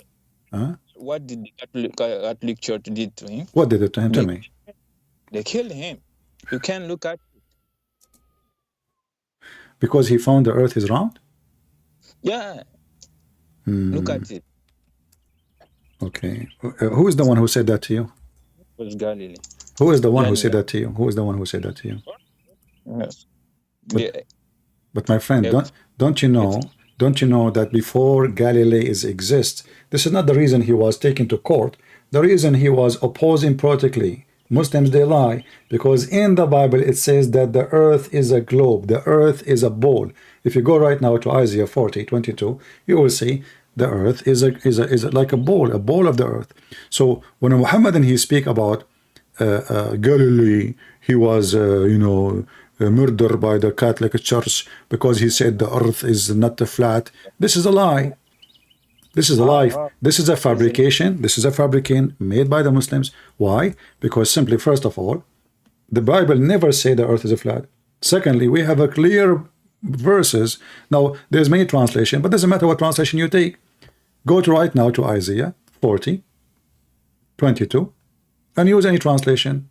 Some translations say circle, some translation say globe, some translations say ball of the earth. In our, actually, the correct translation is kura. Kura is like a ball. Kura, you know, kurat al-ard. So when somebody like you come and say such a thing, I love. Secondly, look what you just did. You are saying to me now, your prophet is the same as those who believe in the earth to be flat, and somebody like Galilee is going to get them busted. And that is me. So now I am Galilee of today, getting your prophet busted, and you Muslim want to kill me. Is that what you are saying? Galilee story. Why I brought it because the Christian at that time, they didn't know how the earth was. Okay, no problem. No, my friend. We have the book of Isaiah written thousands of years before Galilee. It says clearly, the ball, the spear of the earth. So what are you talking about? This is a knowledge written in our book before all science they are born. All scientists, all schools, all university. There's no university yet, and this is written in our book. So listen. So when Allah in the Quran, He say, He found the sitting place of the sun. And you are saying to me, Allah speaking in the language of the 7th century. So Allah is promoting a lie. For what purpose? No, it's not promoting a lie. It's like if you are okay. Is it true? Is it true the sun is a sitting place of the sun? Is it true or it's a lie? No, that is a metaphoric something. You cannot. How it's metaphorical? He found near it people. He found near it people. How that is metaphorical? I'm talking about real person and real location and people there. He have a conversation with them, and not only that, all of Islam is based on that he built a dam for Gog and Magog. So what metaphorical? Okay, give me the metaphorical of it. Go ahead. It's the metaphorical story because it doesn't make sense. No, give me the metaphorical meaning. Okay, you said it's a metaphorical. What is the metaphoric of such a story? Go ahead. Maybe. I don't know exactly. So how you know it's a metaphorical if you don't even know what the metaphorical stands for? Because when we say metaphorical, that means standing for something. So we know, like Jesus, he says, there's a three servant, they have a master. Okay, this is metaphorical because there's no three servant in front of him. There's no master in front of him. There's no, this is about his teaching. But here they are asking him, they were asking Muhammad about a person, his name is Dhul Qurnayn. Verse number 83, it says, they ask you about Dhul Qurnayn. Dhul Qurnayn is a real person, supposedly, and he is Alexander the Great. Say, I shall recite to you something of his story. This is his story. A real person. This is not metaphorical. That's how I understand it, because it doesn't make sense. Anything, okay, I will go with you now. Anything in Islam does not make sense. You understand it as you wish. It's something metaphorical because I don't have the knowledge. Do you have one Muslim sheikh? You say it's a metaphorical, or only you? No, I didn't ask about this question. Okay, so how you come with this metaphorical? We have tons of Islamic books, interpretations, scholars, big names. None of them he said this metaphorical. This is new. What did they say? They say this what happened. Dhul Qurnayn, he arrived all the way there, and he found where the sun set. And I showed you what your prophet said, that he said the sun set in a muddy, hot, boiling water. So he found where the sitting place is, and then there, where the sitting place sun, he found it, the sun hitting in a spring of a black, muddy water. Did you hear how Zakir Naik he answered this? No. Okay, I will tell you. Zakir Naik, he said, but the Quran said that the sun hitting murky water. But the Quran, he didn't mean that. The Quran saying that Dhul Qurnayn, he saw the sun hitting murky water, and it didn't water. Okay, so let me study. As if it is sitting in murky water. Zakir Naiki says, it appeared to him as if it is sitting in murky water. Is that true? Do you agree with him? It appeared to him this way? No. So what do you think? Okay, so give me the meaning then. As long as you didn't agree with him, then what is the solution now? He found the sun sitting in muddy, bloody, hot water. No, I'm not gonna lie. I'm not gonna lie. Okay, I'm not saying you're lying. I'm saying, give me the answer. Help me. It makes sense. I don't know if he answered like this. If his answer was like this, I don't agree. But I don't know. Well, the video is there. You can watch it. The video is there. You know, he says it appeared to him. So what do you think? What is the solution now? So that's what you think Islam is false for only that verse? No, everything in Islam is okay. You know what? I'm not going to talk about this. Give me a chapter in the Quran is not stupid. Just one chapter. Just one chapter. Give me one chapter is not stupid. You know the Quran? Yeah, sure, I know the Quran. Okay. Give me a chapter. Tell me. Okay, find me something stupid in this chapter. Any chapter of your choice. You have the whole book from cover to cover. Anything stupid in the Quran. That's why everything is stupid. Just what I'm saying to you. Give me one chapter of your choice and challenge me to find something stupid about it. Okay. You know, wonderful. Here we go. قل هو الله أحد الله الصمد. Okay. Yes. Tell me what this verse is saying about قل هو الله أحد. Yeah, you understand Arabic, right? قل هو الله أحد. My friend, okay, you are the one who chose the verse.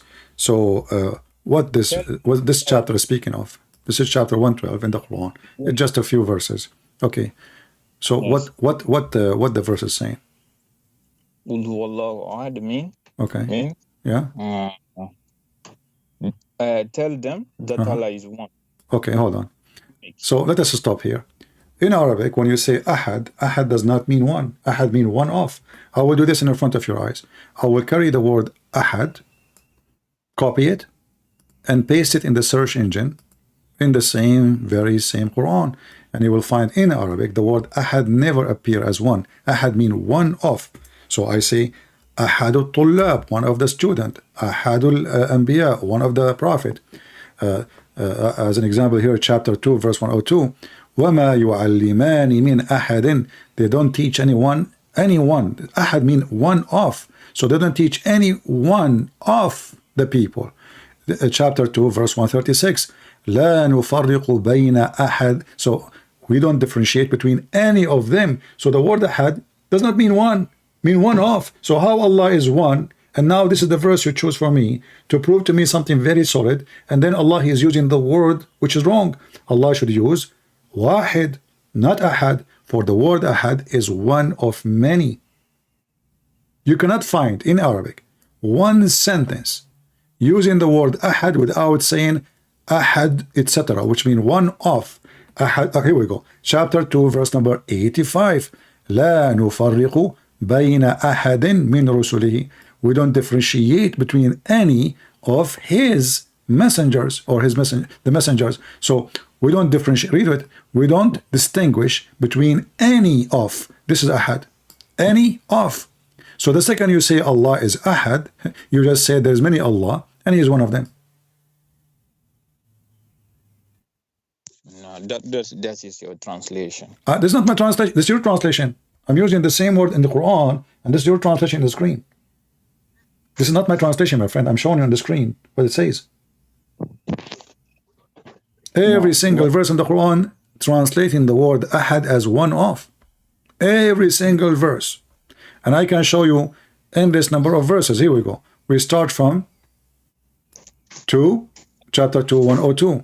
Chapter 2, 136, chapter 2 to 85, chapter 3, verse 37, chapter 3, verse number 84, chapter 3, verse 153, chapter 4, verse number 43, chapter 4, verse 152, chapter 5, verse number 6, chapter 7, verse number 80, chapter 9, verse number 6, chapter 9, verse number 84, chapter 9, verse 27. Shall I continue? We will stand until tomorrow. So, as you see, all of it, مَا مِنْكُمُ أَحَدٍ. You see it? You know? So ahad does not mean one. Ahad mean one of. So if your God, he decided to tell us about himself, and then he says, say to them, قُلْ هُوَ اللَّهُ أَحَدٌ. Muhammad is an idiot. He stole a chapter from the Bible. It says, O Israel, your God is Echad. Echad makes sense. Echad does not mean one, as a one person. Echad mean unity. That's why the Bible says, the man and the woman, they leave their parents and they become Echad. This is Ahad. Echad is Ahad. But not one person is one as a unity. So your God, he chose a word. Muhammad, he stole the word from the Hebrew, Echad, which Ahad, and he put it in his Quran. But by doing that, he made his God not one person, but a unity. And here, if you read the verse after, it says, قُلْ هُوَ اللَّهُ هُوَ اللَّهُ أَحَدٌ Allahu Samad. What Samad mean? Someone means someone who is capable by himself. He Okay. don't need help. Okay. Self-sufficient, master, the Muslim translation. The fact this is false. Samad is a word coming from the Aramaic, masmuda. If you ask even Arab, ask them masmuda, what masmuda mean? You will find that masmuda is the like a collection, like, you know, like, do you know that the thing where kids, they have like something made from clay and they have holes in it and you put your coins? This is masmuda. So how Allah is a Samad, how Allah became a Samad? So Allah is a collector. He all the gods is in Allah. He is the collector, you know, Echad. So this is the unity. And then it says, he begot not, which means son, nor he has begotten, correct? You mean Samad mean what? Samad mean masmuda. Samad mean the collection, the things collected together, united together. You put them together, like when you collect money, you put them together so they can have more power. From where? So from where did you take this translation? This is a pure Aramaic, and this is even in Arabic, you know. No, it's based on Okay, what the words sammada mean? Masmuda, samad, sammada. Is this what it's mean? We can go to dictionary. Same Masmuda. It said Samad. Samad is the same, my friend. Masmuda is the name. Like Masmuda, you name something. As Samad, you are describing it. So when I say, okay, say Allah is, okay, I will go with the translation you Muslims have. You said self-sufficient, correct? Is Allah self-sufficient? Of course. Okay, let us see if that's true or not. The verse after it says, he begot not. Mean what? Mean he don't have children, right? Yes. Okay, but remember, Allah is self-sufficient, correct? Okay, that means Allah do not need a woman in case to have a child if you want, correct? Yeah, of course. Because he is self-sufficient. So he do not need a woman. I am not self-sufficient to have such an ability, because simply I'm a human being. Allah is not. Okay, but how then Allah, he says, how Allah can have a son if he don't have a girlfriend? Remember, he is a self-sufficient. And the self-sufficient, he do not need a partner in order to do anything, because he is self-sufficient. He do not need even anything at all. He is dependent on no one. But the Quran, chapter 6, verse number 101, it says, huh? That he did say that he doesn't need a girlfriend. The Quran, chapter 6, verse 101 says, the originator of the heaven and the earth, how can he have a child when he don't have a girlfriend? No, that because of Jesus. Because people are... It doesn't matter. We are not talking about Jesus now. Don't jump to Jesus now. Focus with me. You agree that Allah is self-sufficient, correct? We have to understand the context before making... Okay, what? No, it doesn't matter. If I am self-sufficient, why I need a woman to make a baby? Huh? If I am self-sufficient, you see, a second ago you agree with me. A second after, now you don't want to agree. You are the one who agree with me that self-sufficient. I said to you, do I need to have a woman to have a child? You said yes. I said, because I'm not self-sufficient. I'm a human, correct? You said, yeah, you agree. So now Allah is saying he cannot have a son unless he have a girlfriend. And not only that, he is using the word how can he. Do you know what how can mean? Yeah, of course. What does that mean? Tell me, what when I say how can he, what I'm questioning? How can he? What you are? I don't understand your question. How No, can he? I am asking what I'm questioning exactly. When I say how can he, I'm questioning what? It's possibility, like Ability. Thank you very much. Question the ability. You are the one who gave me the answer. Thank you very much. So Allah questioned his ability. How can he have a son yet he don't have a girlfriend? So how the Muslim, they say that verse there, Masmuda or Samad, mean self-sufficient, which falsely they are translating the word Aramaic word, which is not Arabic, false translation. And yet Allah, he cannot have a son unless he have ability, and that ability is not exist, because he cannot have a son unless he have a girlfriend. no, you didn't. Actually, you don't know the Quran. You don't know why. Give me an answer. Don't tell me why. I'm talking to you, my friend. I did not hang up on you. I'm not being aggressive with you. I'm trying to have a conversation. Don't tell me you do not know. Just give me the answer. Why Allah cannot have a son unless he have a girlfriend? Okay, let me explain to you the context. Why? Okay, give me the context. No problem. Still, my friend, he is giving us the reason why he don't have a son. The reason he don't have a son, he is saying to us, he's talking to you, talking to me. How can I have a son, yet I don't have a girlfriend, correct? Okay, are you convinced now? Are you convinced after Allah he said that? No, I'm not convinced. Because if Allah is God and he is self-sufficient, Allah did not answer me. Actually, he made himself in trouble. Because how, this is a word should not be said to God. How God can do, that is not a question. And the one is asking now is Allah himself asking the question. Allah saying how Allah can do. I didn't understand the context. That's why you are doing it like you see, you are trying, you keep hiding behind the context, but you fail to give me the context. Okay, the context is the Christian, the Jews, whatever people they say, even the pagan, they say God, Allah, he have 3 daughters. Okay, so now Allah is answering them, right? Allah saying to them, how can he have a son if he don't have a girlfriend? Why you are saying to me, I'm taking it out of context, when the answer is so clear, how can I have a son? The funny, he don't even say I, he say he. How can he have a son if he don't have a girlfriend? So what is stopping Allah from having a boy, having a son? It's not. he could. He's how he could? Okay, do you see the word? You see, listen, focus with me.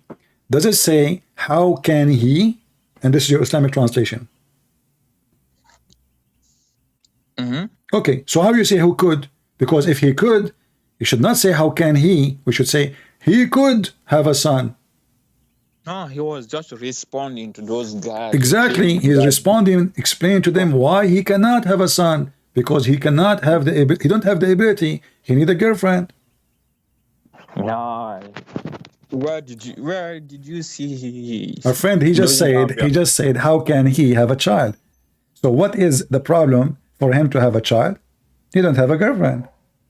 He was just explaining to them that doesn't matter. He's explaining to them. Wonderful. Okay, he's explaining to them why I can't have a son, because I cannot do it. I need a woman. No, that's not that. Okay, give me the explain it to me. Go ahead. Yeah. He was telling them because he was responding to those. No guys. problem. You keep repeating the same thing, but the response is stupid, because if I am responding to you about God having a son, then I say to you, how can I have a son without having a girlfriend? That means I am a human being like everybody. The God of Mary. Do the God of Mary have a son because he have a wife?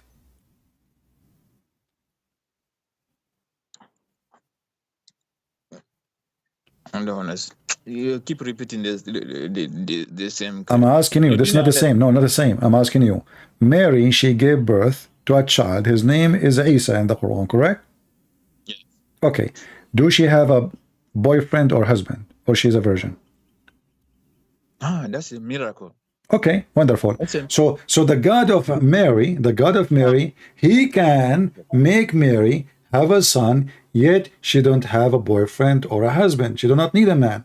Your God cannot have a son unless he have a girlfriend. Obviously, the God of Mary, he can, and he is not the God of Muhammad, because the God of Mary, he was able to make Mary have a child, yet she don't have a man. But your God, he cannot even do it to himself.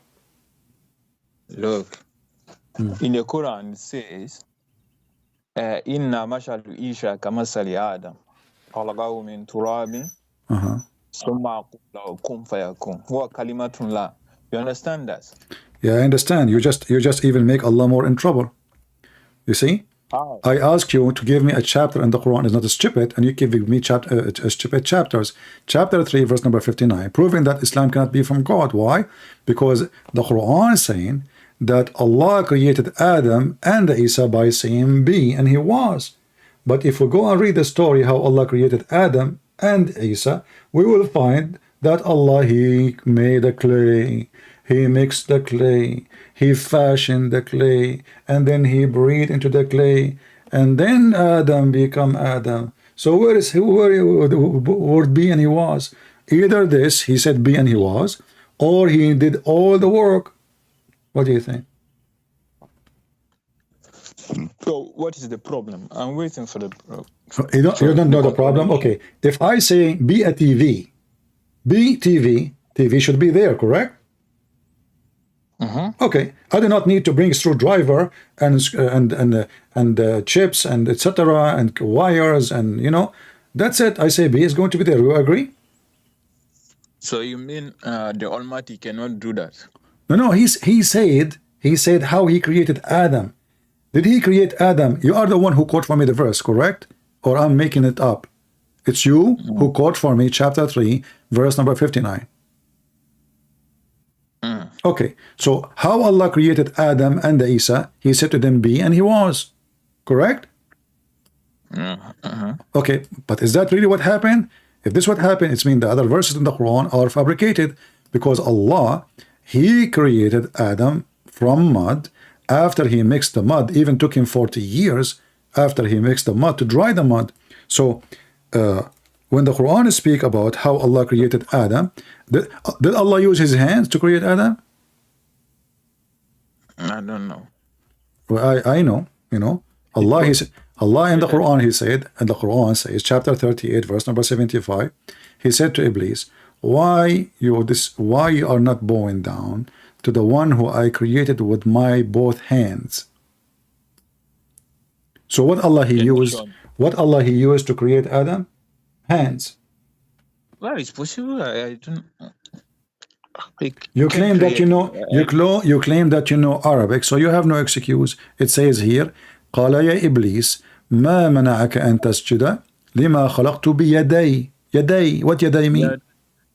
Yada, I mean, yeah, his hand. Okay, so how Allah created Adam? Did he say be and he was, or he used his hand to create Adam? Look, he make him from dust, and then he the soul, putting soul in the dust. My friend, you see, you agreed with me. If I say be a TV, the TV will be there. There's no need for a screwdriver. There's no need for material. That's it. I say be, he was there. Bingo. Did Allah created Adam by saying be? No. Because the verse here in front of me saying clearly, okay, did Allah use the word be after he used his hand or before he used his hands?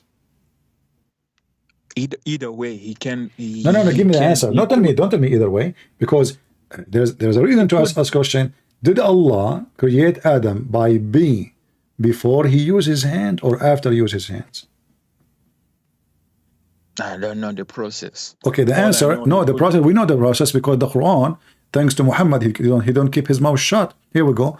The Quran, the same chapter 38 says, and when I have fashioned him, which means the clay, and breathed into him my spirit. So number one, we made the clay. Number two, we fashioned the clay. Number three, we breathed into him. Then we said to them, prostrate for him, which means he's a person now. And then Allah said to Adam, to Shaitan, why you did not bow down to Adam, the one I created by my two hands? So how Allah created Adam? Stages. The word be doesn't exist, as you see. He made a clay. Even in different verses clearly what kind of a clay it is. So he made the clay. Here we go. Let's go to Quran here. And that mentioned many times in the Quran, actually, not only once. So Allah, he not only he brought a clay, he have to make a clay. Chapter 6, verse number 2. Chapter 7, verse number 12. Chapter 32, the 23, verse number 12. Chapter 32, verse number 7. Chapter 37, verse number 11.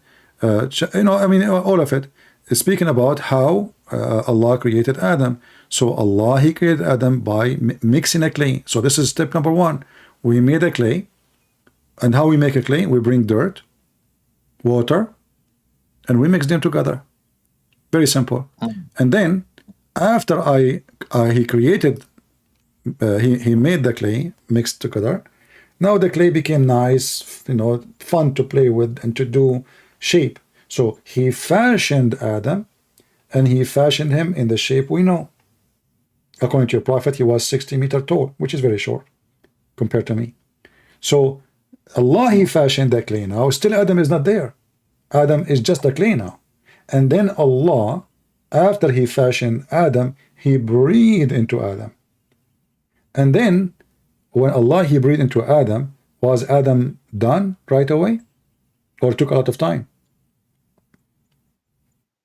I don't know the process. The process, we have an answer for it. The Quran says, وَكَانَ الْإِنسَانُ عَجُولًا. The human was ever hasty. You open the interpretation, you will see that Adam, he asked Allah to finish him before the sun set. Adam was afraid that Allah is too slow and he cannot finish him before the sun set. So he asked Allah, and this is what your prophet says, chapter 17, verse number 11. You can open right now, Ibn Kathir, Al-Qurtubi, Al-Tabari, Al-Jalalain, whatever you want. So Adam, he asked Allah to finish him before the sun set.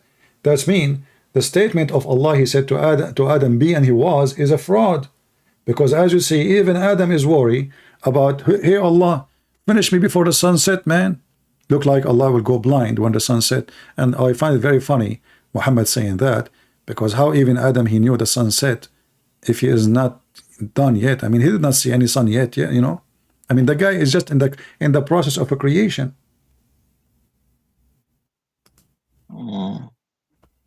What? I don't know. It's your translation. This is not my translation. I'm showing you Muslim translation. Muslim. What's wrong with you? I'm showing it in the screen, and you keep saying to me, this is your translation. This is your understanding. This is your understanding. This is your translation, not mine. When I say Ibn Kathir, Al-Qurtubi, Al-Jalalain, this is your understanding, not mine. When I say the translation in the screen, this is your translation, not mine. When I say your prophet said, this is your prophet said, not mine. Here we go. It says here, وَكَانَ الْإِنسَانُ عَجُولًا. This is Ibn Kathir. It says here, Salman al-Farisi, he mentioned from Ibn Abbas, from the story of Adam.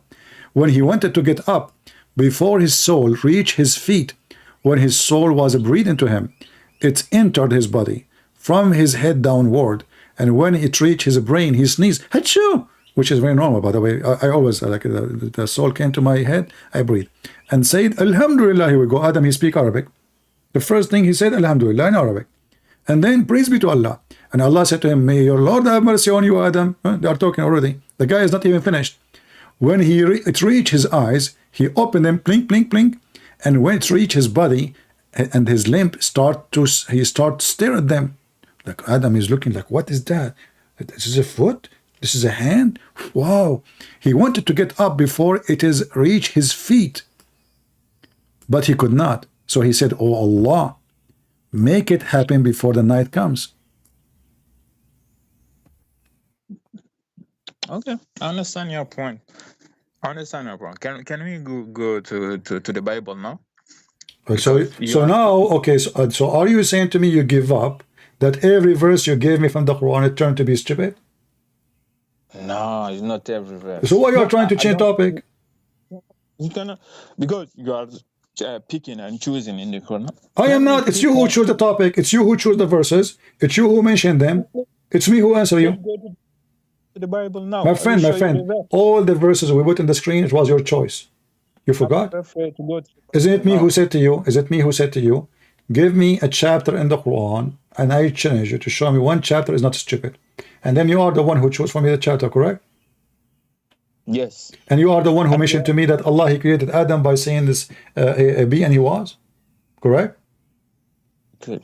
Okay, and now you are trying to escape it. Why? Obviously, you don't know the translation, how we Muslim understand it. You Muslim, you don't understand anything. Here we go. Each time I show you translation, you say to me, you don't understand translation. This is your translation. And this is your understanding. Ibn Kathir is not my understanding. Is Ibn Kathir a Christian? No, of course. Okay, so why you are saying to me this is your translation, this is your understanding?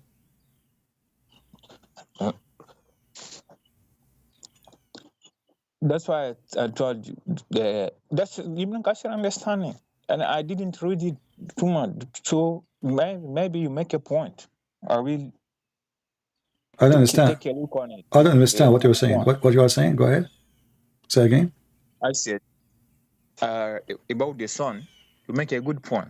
If you said Zakir Nike said it like this, you make a good point. I can find the video play for you if you want. I'm gonna try to find it. Not only him, every single Muslim in YouTube, they say the same. I'm looking for the truth. I'm not here like no problem. No problem. Okay.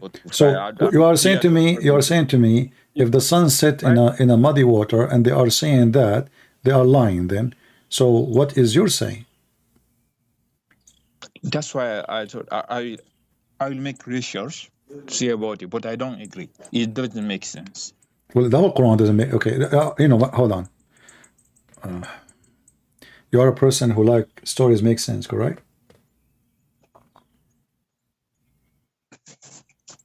Is that correct? Yes, yes. Okay, so if something doesn't make if something doesn't make sense, you don't accept it. It doesn't make sense. It doesn't make sense. Even that's why I'm looking for the truth. Okay. Yes. So okay, as long as you accept stories which make sense, can you give me a story in the Quran make sense? Any story. You have 114 chapter. You have 114 chapter. I challenge you to give me one story in the Quran makes sense. Every story in the Quran makes sense. Okay, choose one. No, just choose one and tell me. No, you choose one. If I choose one, you are the one who said to me you are picking up cherries. You forgot? This is why I'm challenging you. This is what I did before 5 minutes ago. I said to you, give me one chapter in the Quran. It's not stupid. You gave me one. We prove it to be stupid.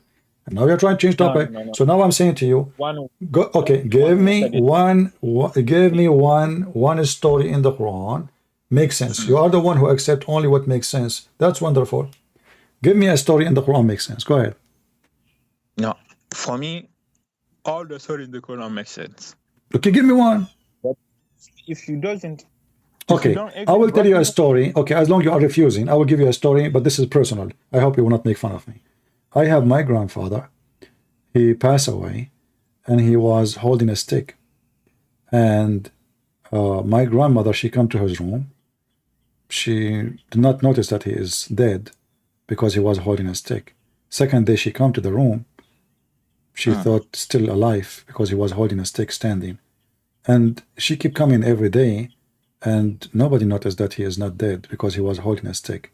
And this is a true story. What do you think about my story? But he was dead since when? What? He was dead since when? He died, like, you know, it took them more than a year to find out that he is dead. But please don't make fun, because this is my grandfather, you know, respect your respect. So my grandmother, he died standing. He have a heart attack. So he died standing, like, you know, he died, but he was holding a stick when he was standing.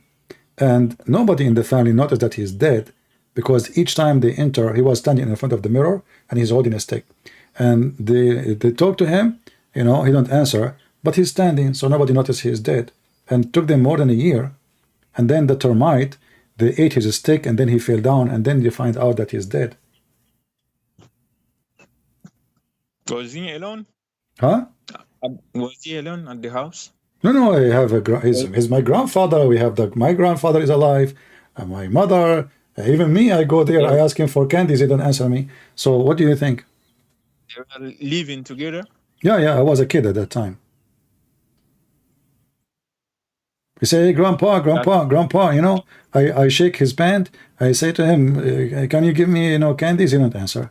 But then after a year, the termite, the ants, they ate his stick and he fell down. And then we noticed in the family, sadly, that the grandfather, our grandpa, he died a year ago.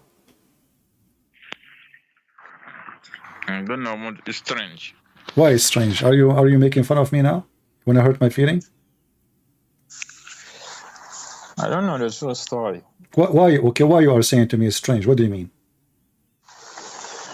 If they live together, I don't know. If he was alone, it can be. But so standing, if my grandfather is alone, if my grandfather was alone, standing, holding a stick, it's normal to be standing alone for a year, even after he died? does he have power or something? He have what? Does he have a power or something? Is he a prophet or something? Oh yeah, he's a prophet. You know, you think prophet they can die standing? It's possible because Why? I thought prophet in Islam are human. no, they are human. Okay, Human. can your prophet Muhammad die standing for a year? According to Muslims, Muhammad, when he died, he stink in less than 3 days. I can show the reference. He stink literally. So the guy is dead holding a stick. Isn't he going to decay when he's standing? Yeah, normally. But with God, you can expect everything. But remember, you are the one who said to me you believe only in stories make sense. Yes. Okay, what is make sense in this story for you? It doesn't make sense, but you are the one who said to me I accept only stories make sense. Yeah, it doesn't make sense, but it depends who is it.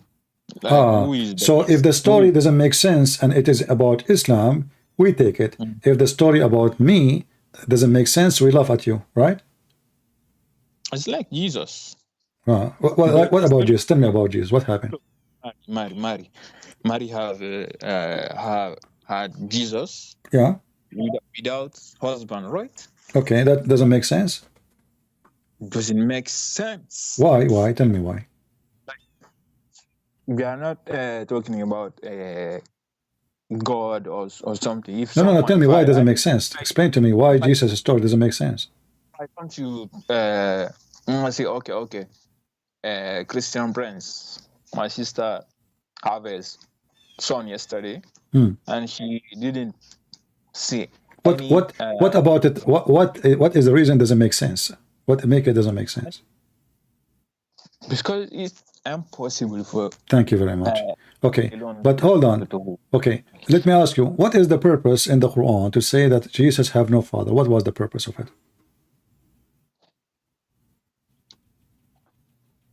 Because he has no father. Yeah, I mean, because you see, when we talk about sense, the sense is about understanding the reasoning, correct? If the reasoning is not acceptable, that story doesn't make sense, correct? Yes. Okay, so what is the sense of Jesus having no father? What is the purpose in Islam? What that prove? The problem that Allah can do everything. Well, I just showed you Allah cannot have a son without having a girlfriend. Nah, that's your understanding. You see, you keep saying to me, "That's my understanding," but this is what the Quran is saying. Did you try to open the Quran and read? That was the answer for you Christians. No problem. Are you saying to me that Allah gave me an answer what does not make sense? What? I don't understand the question. Yeah, because you know, you are the one who said that Allah want to show what He can do, a miracle. So Allah, the one who do miracle there, He can do miracle here. So now the answer doesn't make sense because He did not convince me that He need to have a wife in order to have a son. For already supposedly He made Mary have a son without having a man. So if He can do it to Mary, can't He do it to Himself?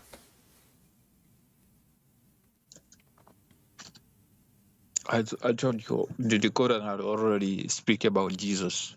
He's a miracle. He's a kalimatullah. It's a miracle. Okay, hold on. You said Jesus is kalimatullah. What does that mean? Kalima is mean words. Okay. Well, Jesus, guys, is the word of Allah. Is the word of Allah is holy? Yeah, of course. Is Muhammad the word of Allah? Is Muhammad the word of Allah? He's just a prophet. This is not a question. Is he the word of Allah? Either you say yes or no. No, I didn't see it. Okay. So now a Muslim saying to us that the Messiah is the word of Allah and the word of Allah is holy and Muhammad is not the word of Allah.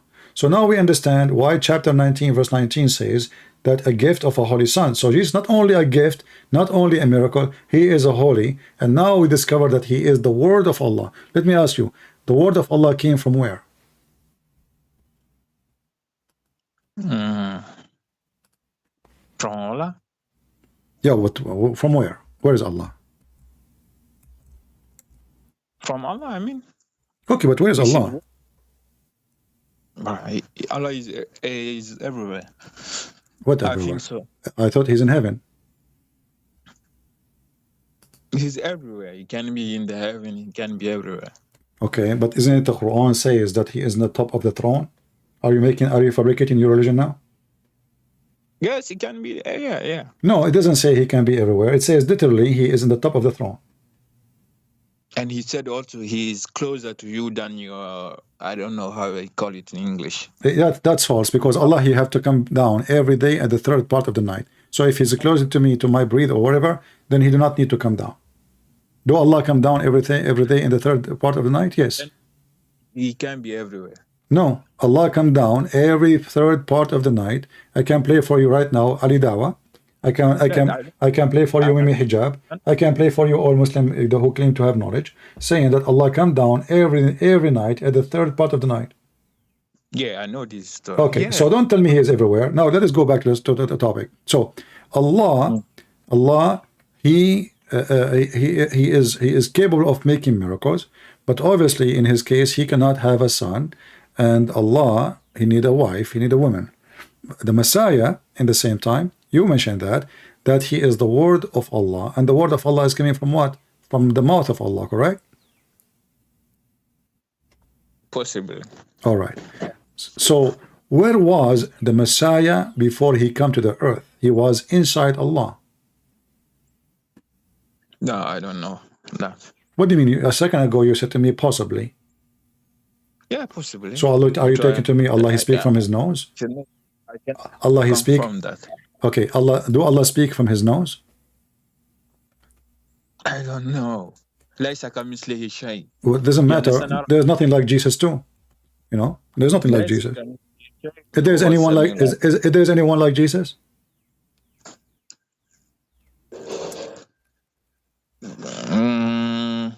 I don't think so. Okay, you see, you just proved to me that Islam is false.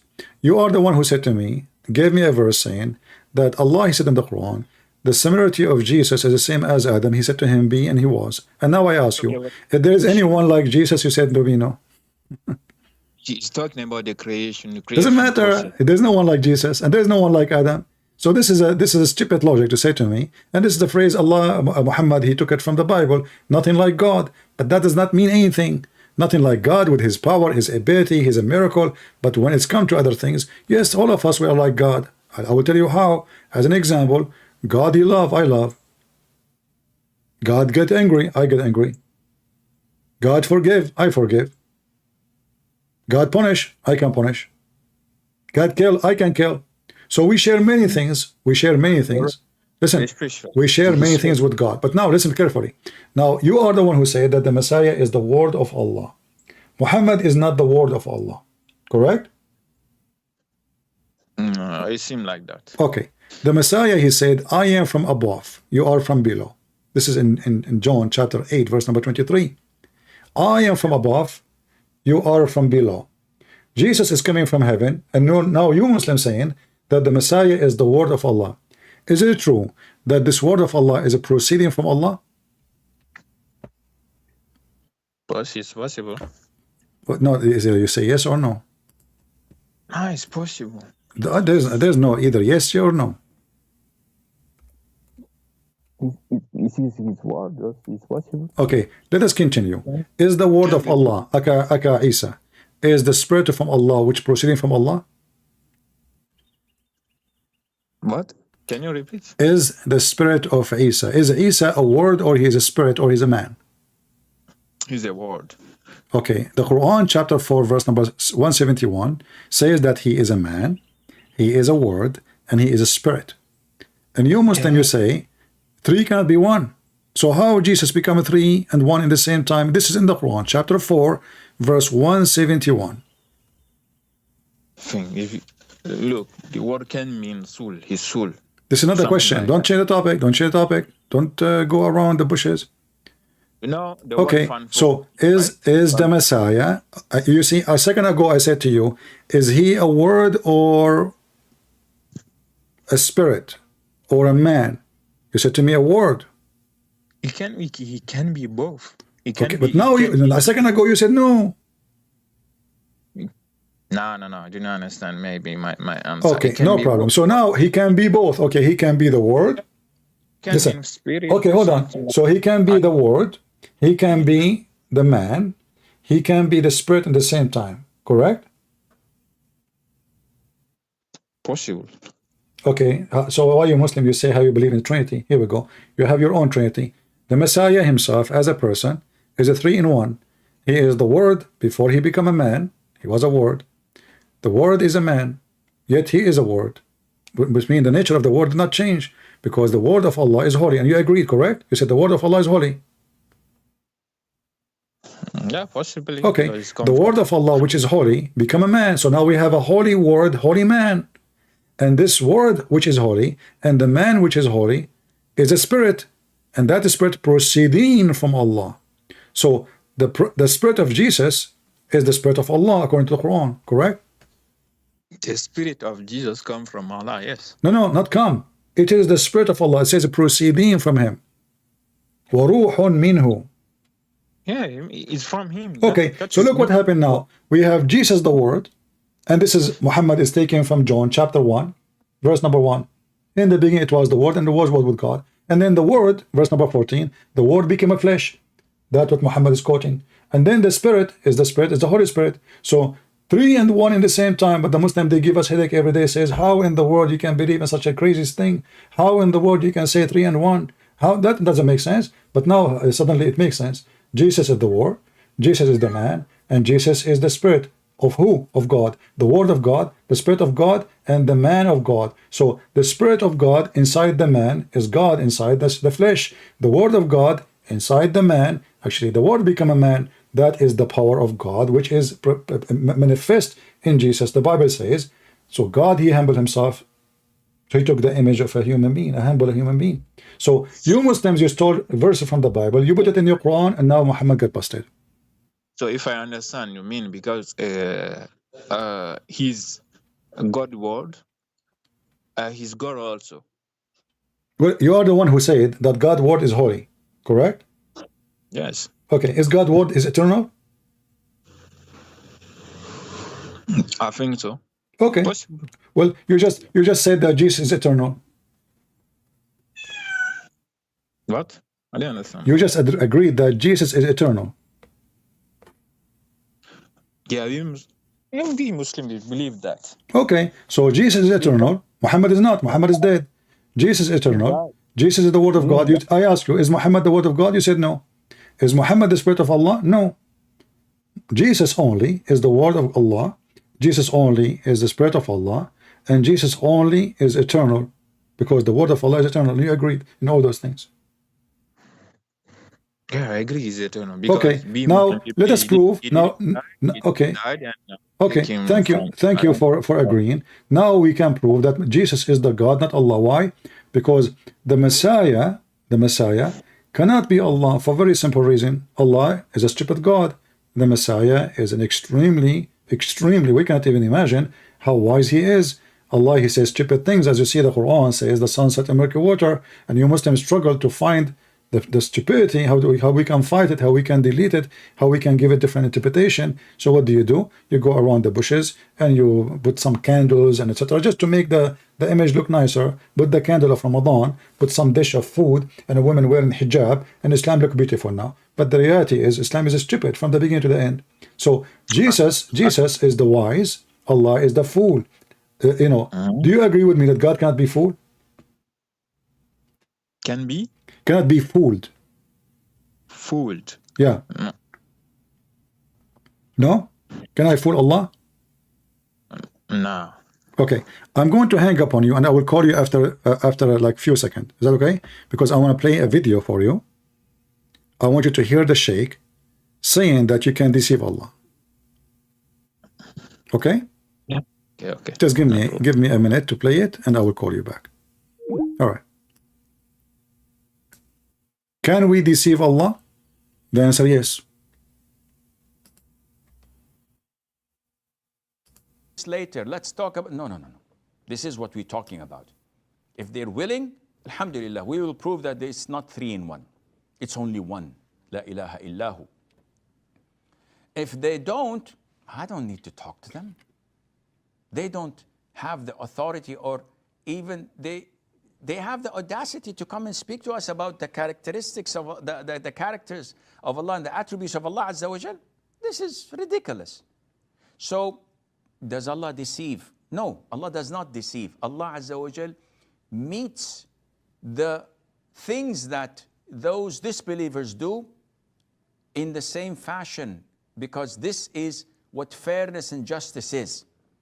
Allah does not deceive people. But when you deceive Allah, when you cheat Allah Azza wa Jal. Guys, did you hear it? When you deceive Allah, when you cheat Allah.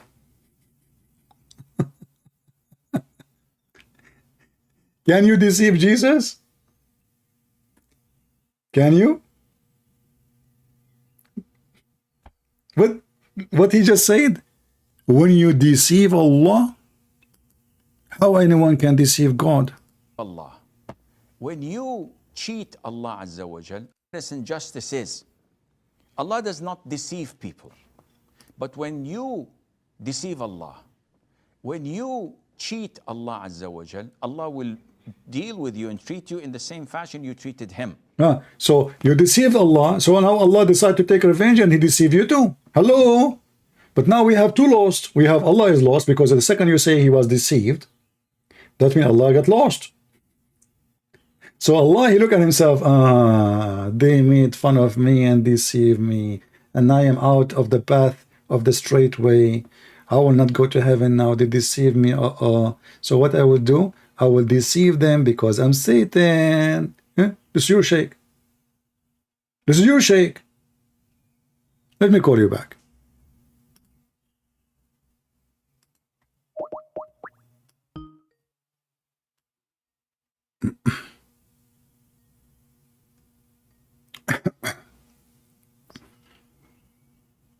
All right. Did you hear, my friend, the video? Yes. So can we deceive Allah? Yeah, I think you mean, I don't know the verse. The verse is وَيَمْكُرُونَ وَيَمْكُرُونَ اللَّهُ وَاللَّهُ خَيْرُ الْمَاكِرِينَ. Can you translate it, because you know Arabic better than me? He has the translation in front of you on the screen. Christians say that Allah has the best of deceiver. He agreed. He said Allah deceived them because they deceived Him. It was a reaction. They deceived Allah. He explained it to you. Makar is a plot of evil. Like, you do fool somebody, you deceive somebody, you lie to somebody. Yeah, that's what Allah okay said. So let me ask you. All right, so can we deceive Allah? It turned to be yes, we can deceive Allah. So how Allah is Almighty God if I am a human being, simple a human being, can deceive Allah? Now you try. What do you mean try? No, He said they deceived Him. He said they deceived Him and Allah treated them unjustly, so He is deceiving them back. Yeah, it's like in the Bible. Okay, how in the Bible, how we deceive God? Go ahead. there's many stories in the Bible where How we can deceive God? The God in the Bible, he was deceived. He deceived. You can deceive God in the Bible.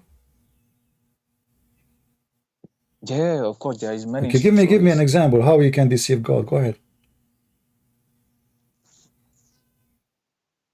We have nothing. You are fabricating stories now. So Allah, if He is God, you are the one who said to me, nothing like Allah. So well, you can deceive me, I can deceive you, people can deceive us, but we cannot deceive the one who is all-knowing. You see, deception is based on what? Based on, I do not know, you lied to me, I believed you. Is that correct? Okay. No. Yeah, they what tried. No. What no? They tried. No. He said they deceived him. He said they deceive Allah. He did not say, okay, how you can deceive Allah anyway? I mean, how you can even try to deceive Allah if you know that He is God? That is even a stupid idea. People try. People are stupid. I don't hear you. Your microphone is far away. What? People will try because people are stupid. Okay, I will go with you. Shaitan, was Shaitan deceived by Allah, or Shaitan, he is the deceiver?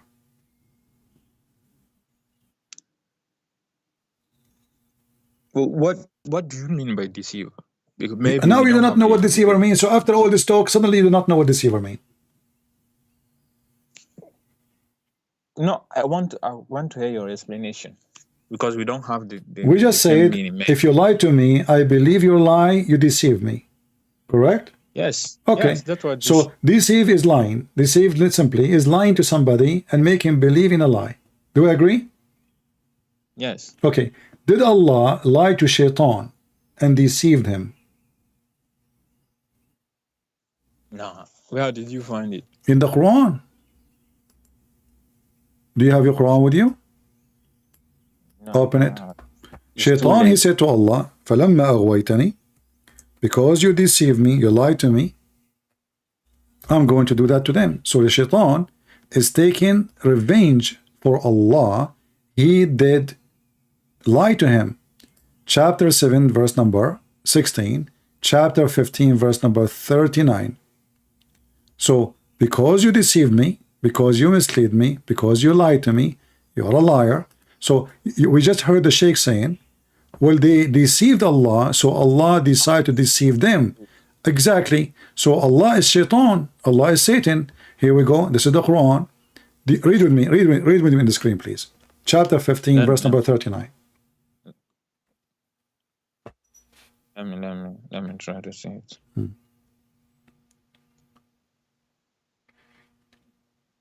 doesn't appear. My computer is. Deceived Allah, so Allah just mute YouTube, please. Mute YouTube so we don't have two sounds. Shaitan, Allah is...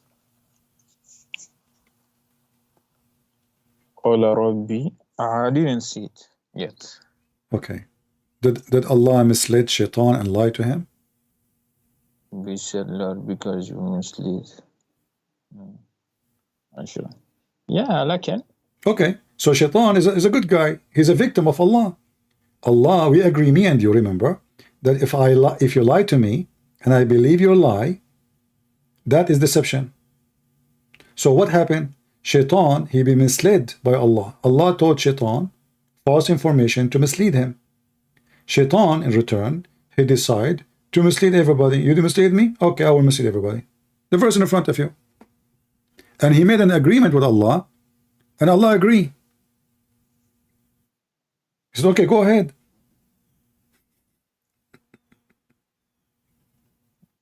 So I will check this to see the real meaning. All right, my friend. Well, you know, I'm not going to keep you longer, but thank you for calling. You can call me again. I want you to check all those things I said to you and be honest with yourself. And if you want to stay as a Muslim, this is your business. But as you see, Islam is a stupid religion because we just found out that Shaitan himself is a victim of Allah. Even Christian, we find something very disturbing. No, you cannot find anything very disturbing. Hold on. You find things very disturbing for the Christian, correct? Like what? Having sex with babies? Look. No, then tell me, I mean, disturbing. What disturbing? Having sex with babies like Muhammad having a child wife, or maybe the Prophet asking the hand of an infant. Infant. You are afraid. Huh? You are afraid. You don't want me to read it? 2 verses. To read what? It's Deuteronomy 25, 11. Uh-huh. You can't kill a woman What? if she seizes a man's private part without his permission. Deuteronomy. What? Read the verse for me. Okay. Is Deuteronomy 25, 11, Okay. 1. Okay. Okay. You can kill a woman if she seizes a man's private parts without his permission. Deuteronomy. If she sees or she... 2 men are fighting, and the wife of one of them come to rescue her husband from his assailant, and she reaches out and seizes him by his private part, you shall cut off her hand, show her no pity. Okay, let me. So I will go with you. Yeah, this is the law of the land. This is Musa, the prophet of God. Listen. First of all, I want to ask you, if I'm fighting with you, is it okay for you if your wife she hold my penis? But if because that you kill her, you show her no. No, I'm asking you, is it okay for a Muslim woman?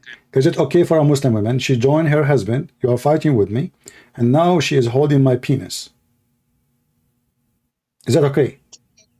It's not okay, but why? No, because I want to know the penalty. No, hold on. The penalty, because you're a foolish person now. Listen. Let me explain. You asked me the question. You said to me, I'm afraid. You asked me the question already. You don't want to answer?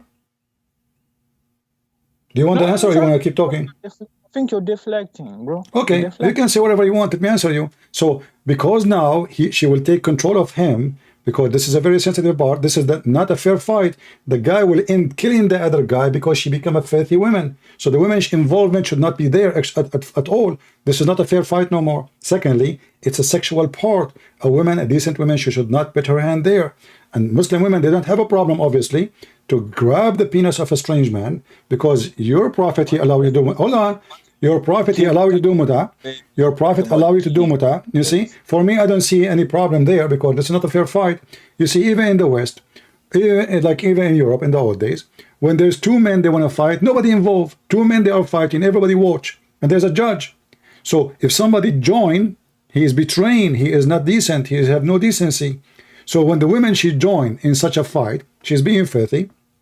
She's not even holding the hand of the guy. She's not holding his... There's many things you can hold. You could not find anything to hold except his penis. So obviously what we learn from you, that your Muslim women, they like to hold penises of Christians if we fight together. So now one day, if we go in war with Muslims, all the Muslim women, they will make an army, and they will be trained to hold our balls. Just one. What? Just another. Okay, because you are deflecting. Look, what he said here. Exodus 21, 7, 8. Sex slavery condom. When a man sells his daughter as a slave... Why you change topic now? Why you change the topic? Why you jump from the first one to the second one? Why you change? Because the first one... Listen. Because the first one, you were not successful. So now we change. What is your answer? What is your answer? It's stupid, because your answer was stupid. Okay, hold on. So now, so it's a stupid. If it's a stupid. Okay, it's a stupid. So you Muslim women, just say clearly, my friend. Just say clearly. We as Muslims, we have no problem if our Muslim wife, she grab your penis. Say it. I will not kill my wife because she grabbed. It's not you who killing her. It's not you who killing her. You know. I'm asking you. Are you okay if your wife, she grabbed my penis when I'm fighting with you? Say yes. So you will cut your wife. I am saying say yes. See, because the Jews are very conservative, not like you Muslims. You do breastfeeding for adult. So this is a big problem. What kind of a woman she would do that? This is very filthy. So because you are a low class like your prophet, you accept that, no problem. Is it true that? Is it true? Is it true? Is it true? Okay, listen. Okay, you are talking about. Okay. The men are. If she does not please the man, what? Who bought her, she may allow her to board back. But Okay, the slavery you are talking about, a man he can, hold on, a man he can sell himself, a man, let me answer you, a man he can sell himself, he can sell his daughter, but this is 7 years of slavery. She is not a slave for sex, she is a servant. In the old days, they rent themselves as servants, not as sex slaves. Listen, yeah, and the max is 7 years. So I own your money. You cannot, I cannot pay you back. I say to you, this is the last offer I give you. If you say no, you cannot ask me for the debt. So I say to you, I am going to sell myself to you for the coming 3 years, equal to the money I should pay you back. Then you work for him as a slave for the coming 3 years. This is what the verse is saying. No. It's not up to you. I mean, it's there. Man sells his daughter as a slave. Yes, the same. His daughter, his wife, himself, doesn't matter. The whole family can be. The whole family, they can be sold. You see, you are just being an idiot. Let me ask you. So are you against slavery or support slavery? Well, that's a stupid question. Who will? No, don't move. Why you are opening a topic? You don't want to talk about it anymore. You said to me you are scared. I answered you. I'm asking you now. Are you against slavery or you support slavery? Of course, I'm against slavery. So, did your prophet own black slaves? And you are an African. A black slave. Yeah. Did your prophet own black slaves? Not only one. I didn't see any. If you can show me. You are saying to me that you do not know that your prophet he owned many slaves.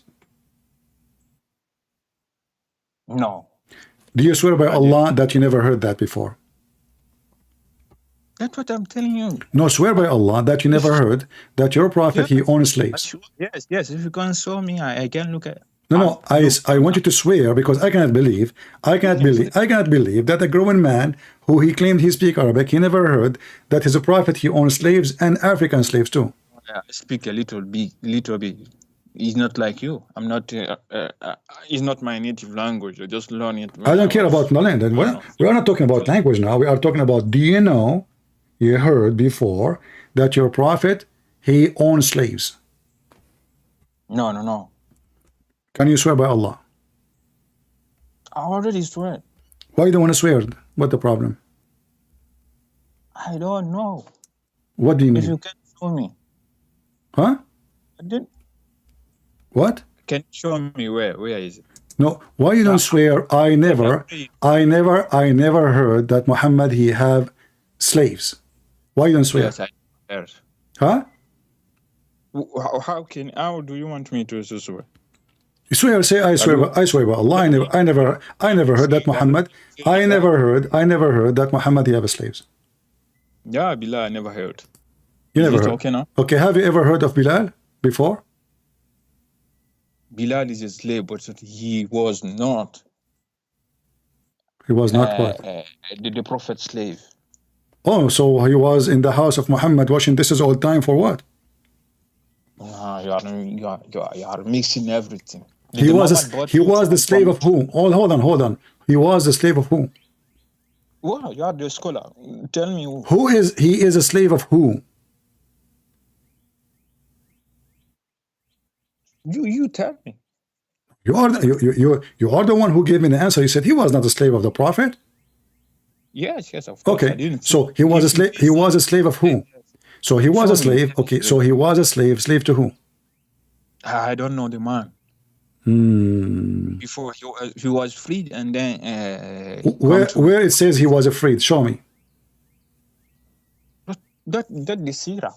I don't know exactly. My friend, let me get you busted. Here we go. Bilal, he asked Abu Bakr. Abu Bakr, he gave Bilal as a gift slave to Muhammad. So Bilal is a gift from Abu Bakr. He bought by Abu Bakr. He gave him to Muhammad, and Muhammad always received him as his own gift, which is slaves. So Muhammad was the master, but slave was the owner. So he said to him, if you bought me for the sake of Allah, then free me for the sake of Allah. Is that correct? If you bought me for yourself, then keep me for yourself. Is that correct? Where is it? Okay, and now you will say to me it's fabricated. No, if it's true, I will check it. You are giving me some information I didn't know. I'm not gonna lie. All right. If it's true, I will tell you it's true. I will check it. Okay. If he No. said Sahih, it's not. Maybe it's true. All right. If it's true, I will Okay, hold on. You said to me if it's Sahih al-Isnad, you said to me if it's Sahih al-Isnad, you accept it, correct? I said I saw it. It's written there, Sahih is not. Okay, not here we bad. go. But how come when I showed you this hadith here, you said to me this is not true, fabricated? Here we go. It says Sahih al-Isnad.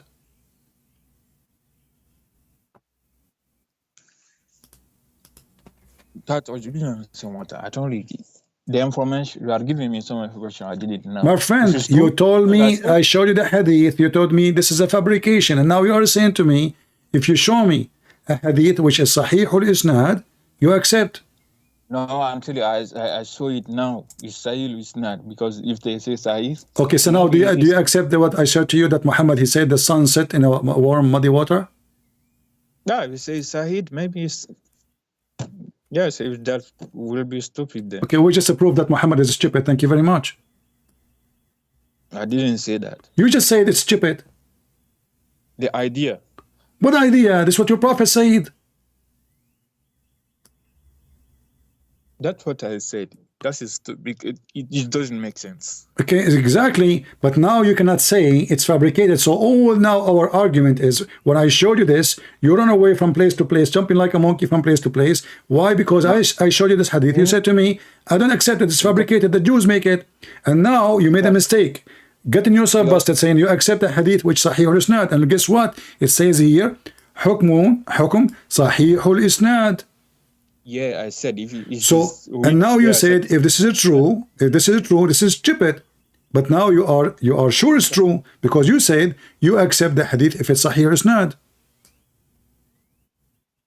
Yeah, because yes, Sahih Isnad it mean many ulama agreed on it. Okay, so that means Muhammad is a fraud. Do you agree? You are the one who said this doesn't make sense.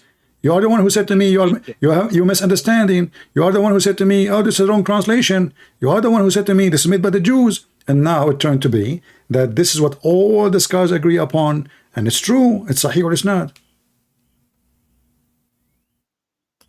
It didn't make sense. Why you are saying your prophet does not make sense? Are you insulting him, saying he's stupid? I'm not saying my prophet. Well, you just said his words. You just said his word does not make sense. So now you are standing in front of your prophet saying to him, hey, Muhammad, whatever you are saying, it doesn't make sense. No. You did. Yes, you did. Sense. You agreed that this is a correct story now. You cannot say I can deny it. The story of the Jews made it, you came with it in the beginning. It been destroyed in 2 seconds. And now we have a clear evidence, authentic, approved by you, that Muhammad, he said this. And you agreed that this does not make sense. Yeah, of course. That's my answer. What's your answer? Your answer mean what? Your answer mean Muhammad is a false prophet. The story doesn't make sense. The story of Muhammad does not make sense. Thank you very much. And that's why we are saying Muhammad is a false prophet. So when you say the story of Muhammad, make it clear. The story of my prophet Muhammad does not make sense. Obviously, he is a liar.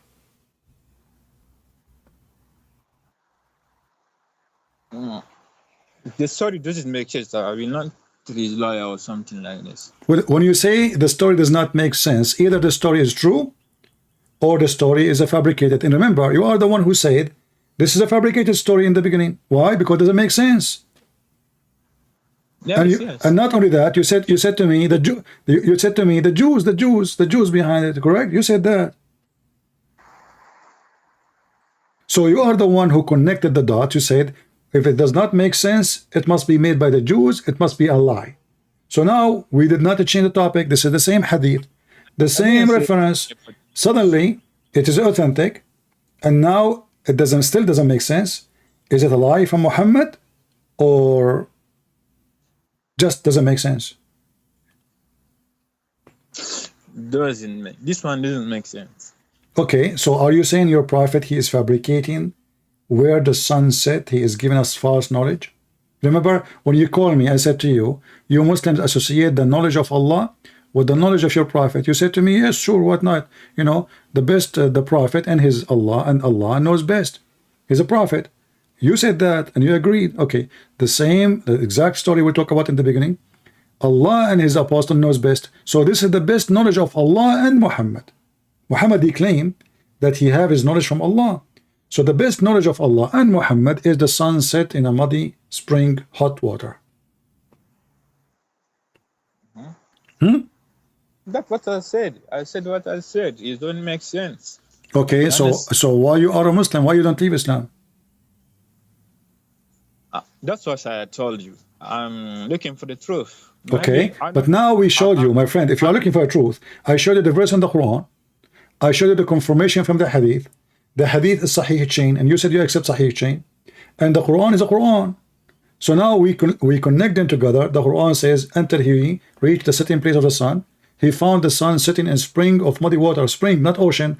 The Muslim, they lie, they say, oh, like when you go in the ocean, you see the sun going down. It says in the Quran, spring. It's not an ocean. There's a huge difference between spring and ocean. So now we connect them together. This one confirmed the Quran. We'll check on this one. Huh? I will check on this one. What do you mean you will check? You already checked. I will check because the translation, everything. I don't care for translation, my friend. You are the one who claim you speak Arabic and you know Arabic. I show it to you in Arabic. I show it to you in Arabic. It's just a short sentence. هل تدري أين تغرب الشمس؟ هذه قلت الله ورسوله أعلم. قال إنها تغرب في عين حامية.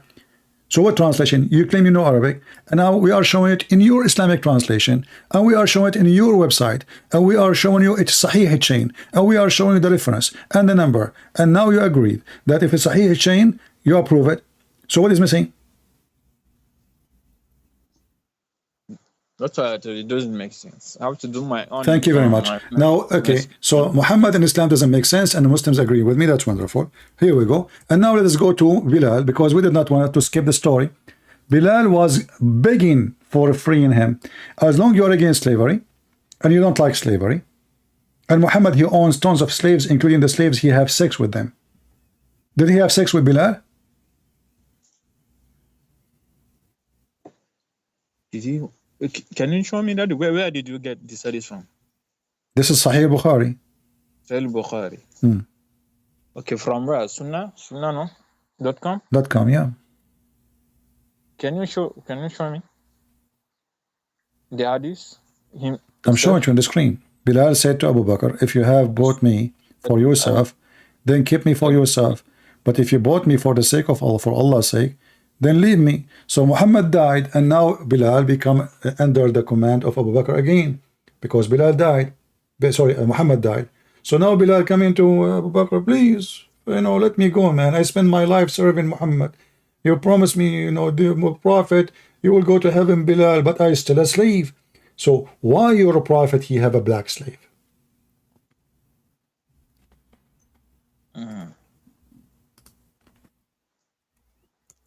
Interesting. No, it says if you but myself to keep yourself, but if you say from what? What? Bukhari 3755.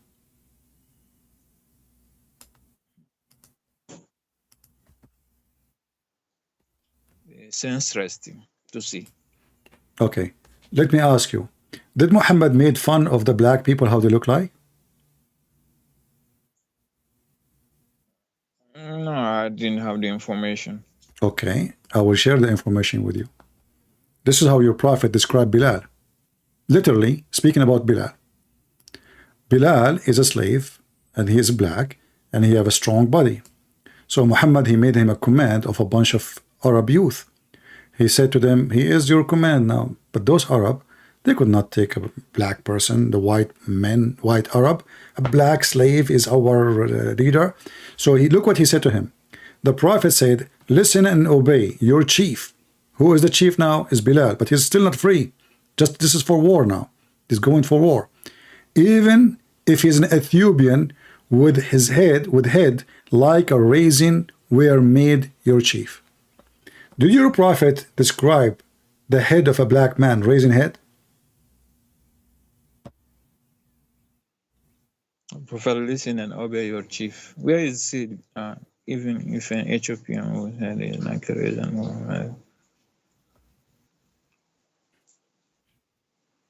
And this hadith is Sahih? This is Bukhari.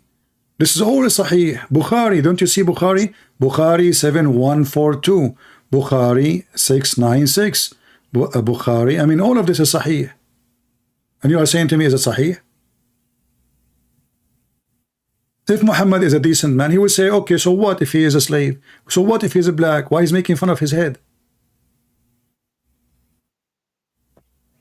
Yeah, interesting.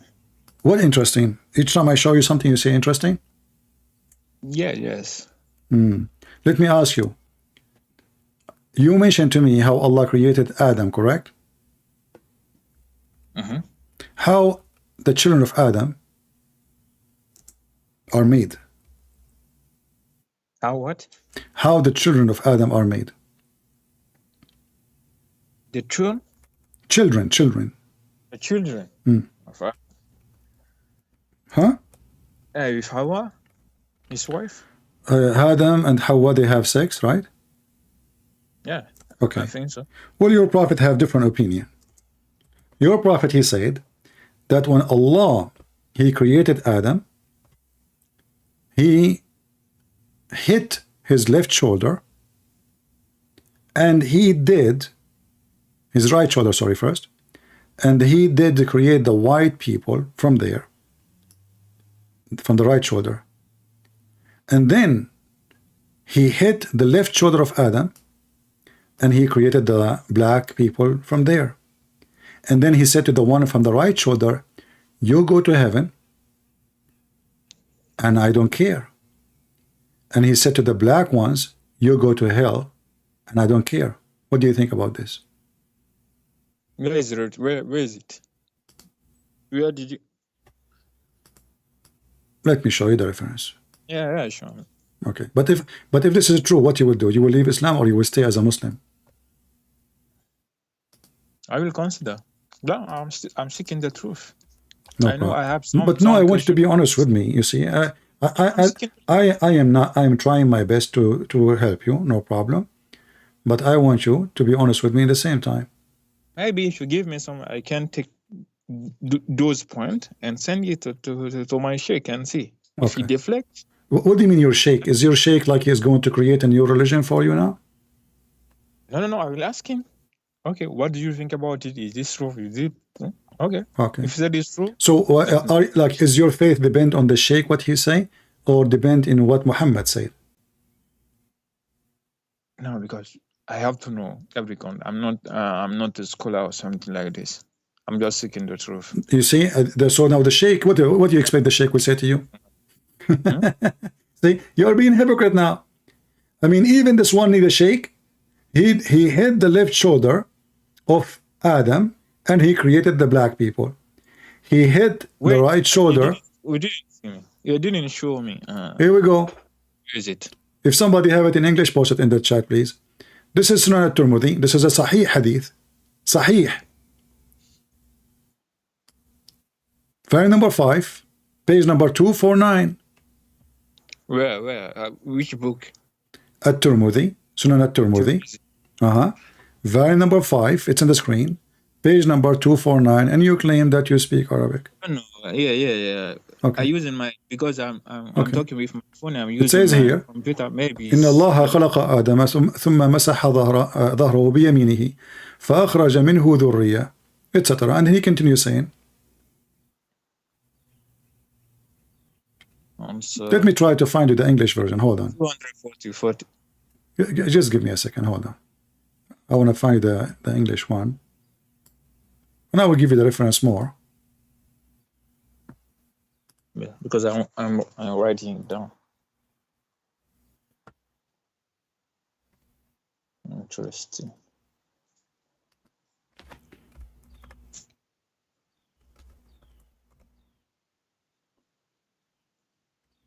Let us see.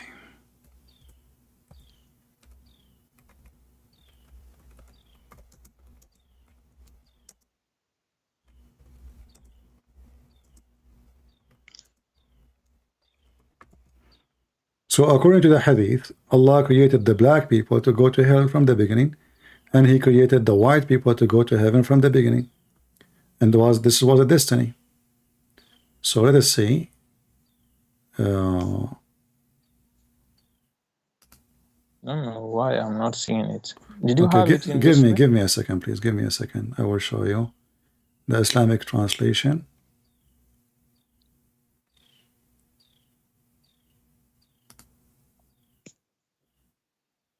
Okay. This is here, Musnad Ahmad. You see, I'm giving you more than one reference, but this is in Arabic. I will show you in English too. Musnad Ahmad, hadith number 27488. It says here, from the Prophet, when Allah He created Adam, when He created him, He hit his right shoulder. From there, white offspring came out like white ants, and He hit his left shoulder, and a black offspring came out as if they are circle. And then He said to the one from the right shoulder, which means the white, you go to heaven and I don't care. And to the one who is in the left of hand, let me. Is the Haddathana Haysam is the one you are seeing in your screen now? Yeah. Hadith number 27488. Okay. You can carry on. Okay, so what? Why you are a black person who believe and follow a person he believe that you are created to go to hell and you are evil from the first day just because you are black? How in the world any black can follow such a garbage? Where is you meaning Adam mean black here? Huh? Is that you mean? What? Where is the black color? Is Adam? No, Adam is not black. Adam is a white man. Allah created the white offspring of Adam from his right shoulder. Allah created the black offspring from the left shoulder. He said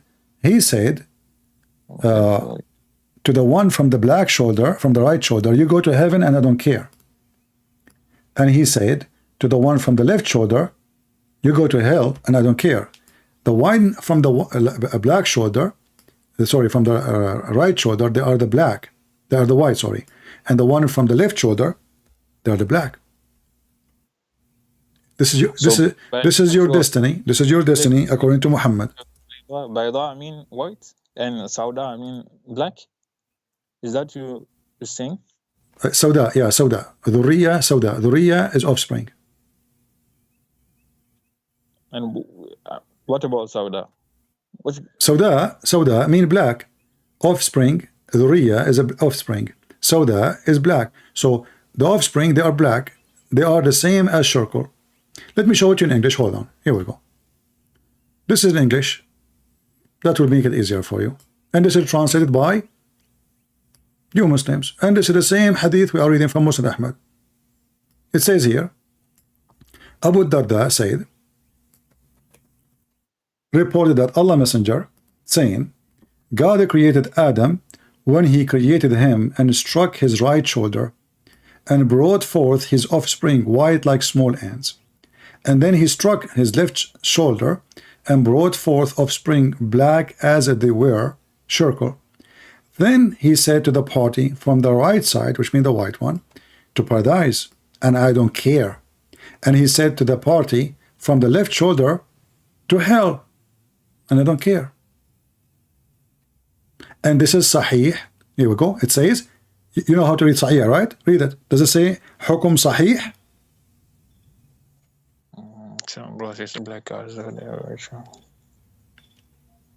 Okay. Does it say Sahih or I'm lying? No, I'm little bit late. I don't know. You are okay. I'm showing it to you now. You will see it soon. The English one. Okay. Do you when you see the Arabic, read it for me? Does it say Sahih, which means authentic? Yeah, it's not Sahih. Yes. Okay, it's not Hasan and Sahih, both together. Okay. So this is what your Prophet said. about you as a black, and you want to be a Muslim? Interesting. What interesting? I mean, this is interesting. This is disgusting. Aren't you ashamed to be a black person and you say this is interesting? If I am the one who said, oh, No. black people will go to hell, you know, then you will say, huh? Your information is interesting. That's what I mean. It's what? Not the information you are giving me is interesting. That's what I mean. Okay, but what do you say about this? What you say? Give me your thought as a black person. It doesn't seem right. It doesn't seem right. What just doesn't seem right? If a Christian prince, he says black people will go to hell, you will say only doesn't say right, or you will say you are racist, you are disgusting, shame on you. Look what your Bible say. Look, in the Bible it says a person, he can sell his daughter, slavery, blah, blah, blah, blah. He can even sell himself. And suddenly, it's okay. I mean, interesting. Doesn't seem right. The guy is talking about you. You, the black you.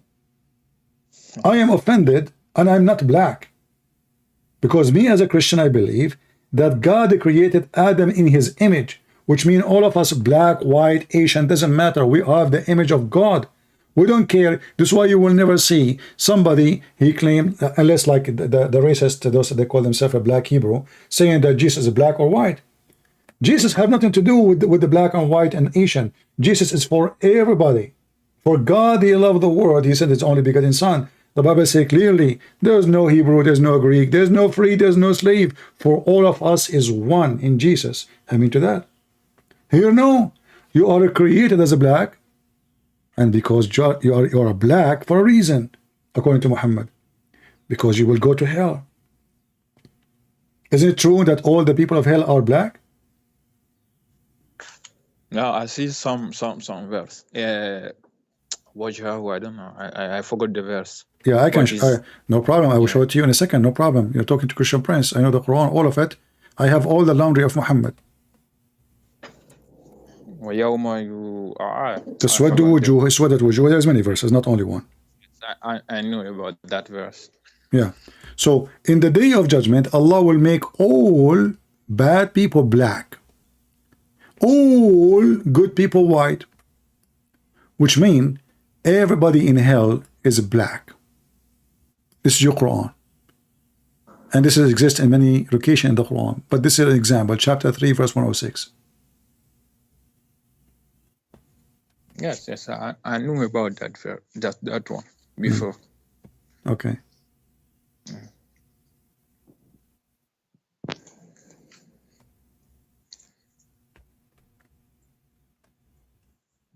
And even look, there's some Christian, they are helping you in the chat. I don't know if you can see the chat.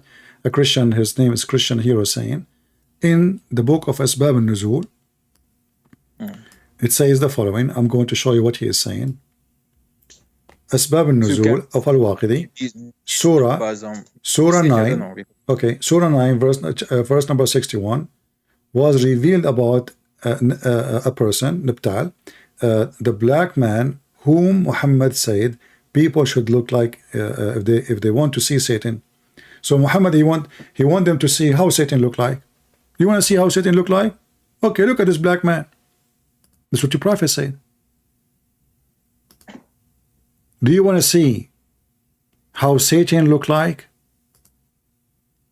And you as a Muslim, as a black, you accept to follow such a filthy prophet? You people, you have no shame? You lost your dignity? You want to be slave for the Arab? You want to be slave to the white Arab? You know what we are taught in Islam? إِنَّمَا أَكْرَمَكُمْ عِنْدَ اللَّهِ أَتْقَاكُمْ. You understand that? You see, you are the one who said to me, you accept what is authentic, right? Yes. Okay, yes. So أَكْرَمَكُمْ عِنْدَ اللَّهِ أَتْقَاكُمْ. So how that work? So the best of you is the one who. That's what they teach us in their madrasa or something. Okay, my friend, nobody will tell you that there. Okay, Ask any black Muslim if they know maybe about that. I don't know. I know, Because I agree with you, my friend. Myself, I have I'm not a scholar. my friend, I'm not like you. I don't have the knowledge you have. my friend, no problem, Mr. I don't know what's your name. What's your name, by the way? It's Lalianki. Liliank. Okay. Myself, I have a degree in Islamic law. I never learned any of this. Teacher don't teach us this. They don't show us the garbage of Muhammad. That's what I tell you. They tell you about Rahma, brother who something. Okay. I know the Arabic. But now you know. Listen, Lilank, my friend. Now you know. Now you know. Do you have any excuse to say I do not know and I'm going to stay a Muslim? Be honest with me. Now you know, and this is authentic. No, that's not the right. I'm on my way. I'm on my way. It was good talking to you, but I know also maybe if I didn't go to some, I will stay. I will stay like this because it doesn't make sense at me. The religion now. Everywhere you go is the same thing. You have some bullshit. So now you agree that Islam is full of bullshit. But look at this.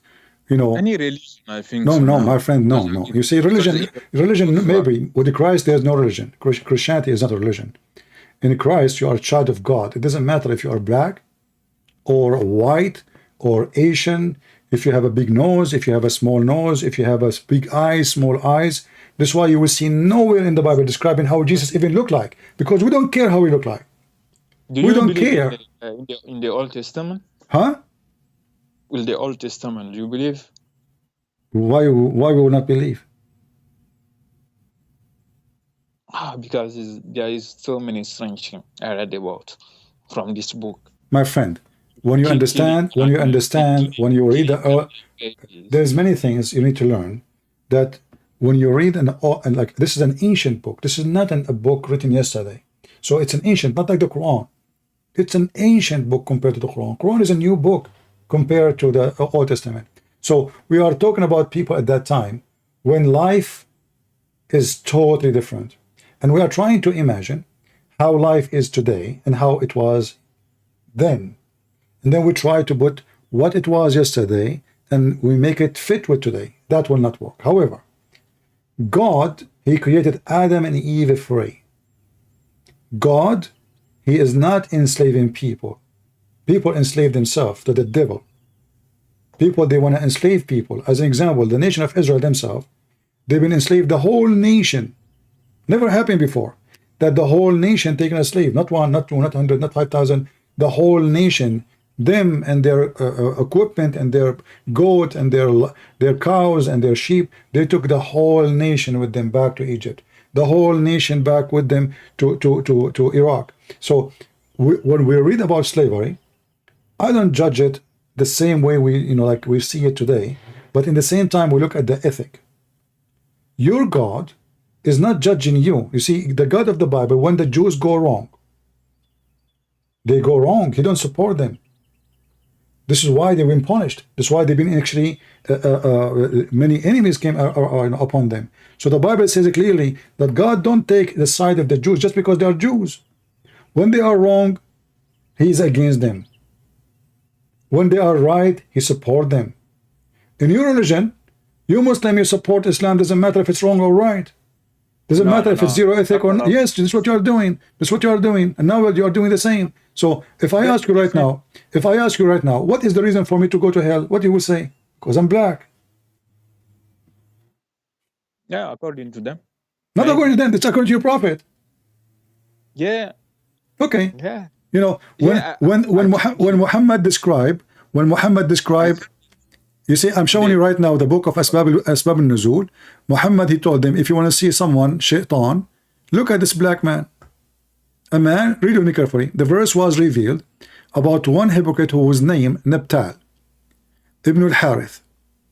This man was dark skin, and I find it very funny that his name is Ibn al-Harith. Al-Harith is one of the names of the devil. Al-Harith is the name of the devil. So Ibn al-Harith, his man who was dark-skinned, red-eyed, burned in the cheek, and deformed He said, it is this man about whom the Prophet, Allah bless with him and give him peace, whoever want to look at the devil, let him look at Nabtal ibn al-Harith. Yeah, that's some. So do you know the hadith that said the Arab is not? I don't know. My friend, fabricated. Yeah, no superiority between Arab fabricated. and something. Do you know It's false. You see, this is the speech the Muslim, they say this is the last speech Muhammad he made in his life, correct? That's what they teach us. Okay, hold on. Hold on. I want you to think with me. I can ask you many Muslim, many of maybe my friend. I have difficulty to say your name. Sorry if I say it wrong. Lilank, correct? Lilank? Yeah, Lilianki. Okay. Which country are you from, if you don't mind? It's West Africa, Guinea. But I don't live in there. West Africa? Yes. What country name? Its name is West Africa, the name of the country? No, Guinea. Guinea, I never heard of that. Okay.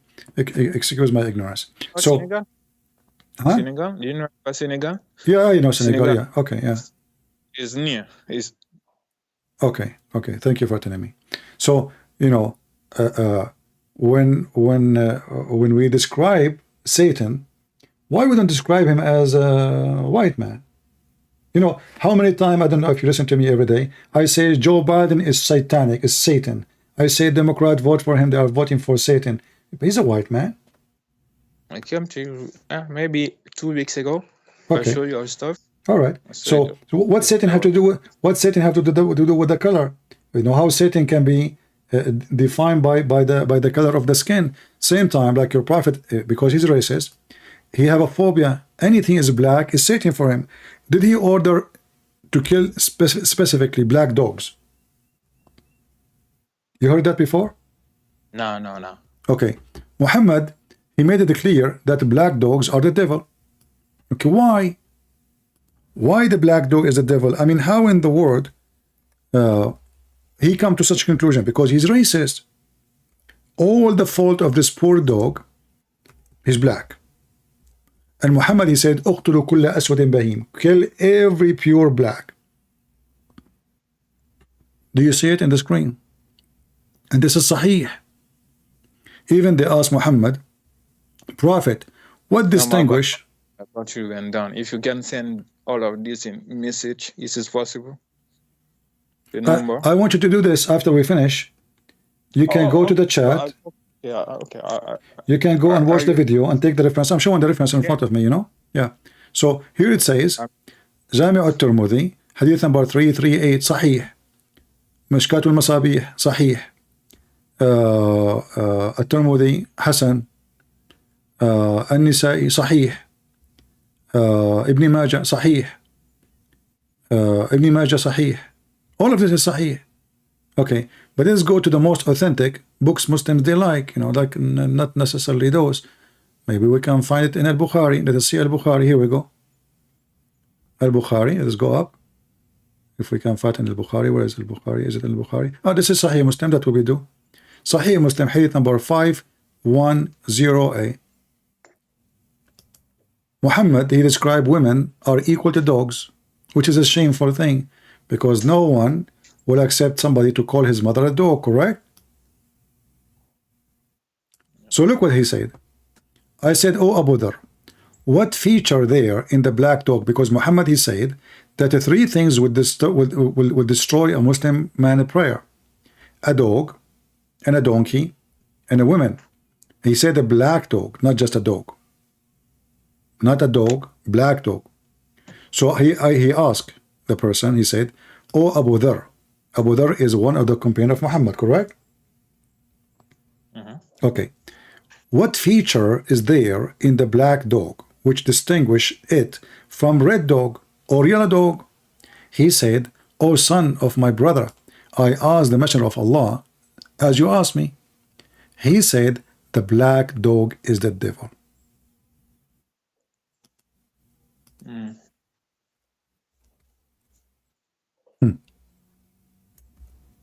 No.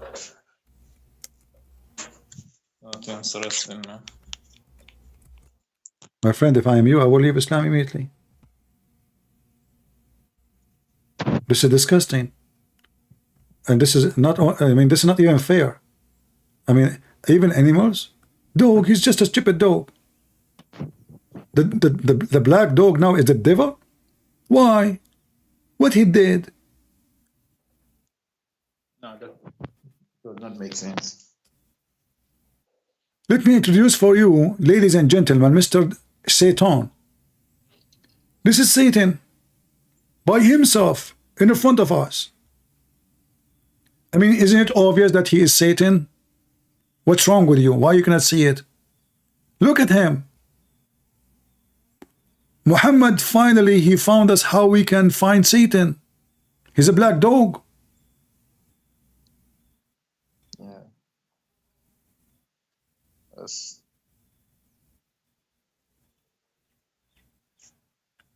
And what distinguishes red dog from a black dog? Nothing, except a black dog is Satan. I mean, who in the world want to believe in such a garbage? Unless he worship garbage. Doesn't make sense. Do you have any black dog around you? Please don't kill him, okay? Be careful. I mean, come on, don't believe in this, huh? Don't go and practice Islam now and attack the black dogs.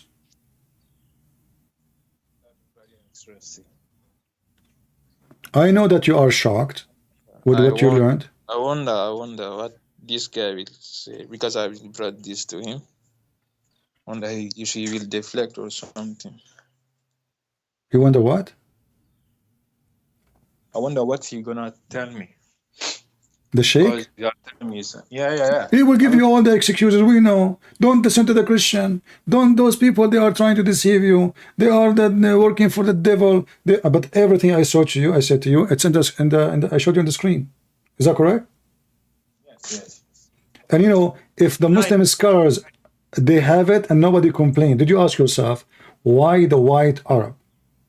And they are the one who filtered the hadith. Remember, even Ibn Ishaq, he said that everything is not suitable about the Prophet. We took it off. We took it off. So they left only what is good, which means this is after filtering all the garbage of Muhammad. And this is the good.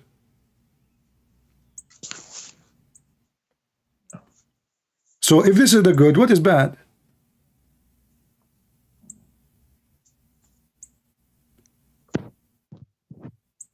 If I am you, I will denounce Islam immediately. I will never accept to follow such a filthy man like this. اقتلوا كل أسود بهيم. Kill every pure black. Every pure black. What is the crime? He is a pure black. That's all. Like, you know, if you say, oh, this black dog, he did bite my son, kill him. Okay, I will say, okay, maybe this is a dog, he have a rabies or something at that time. Okay. Just because he's black? That's it?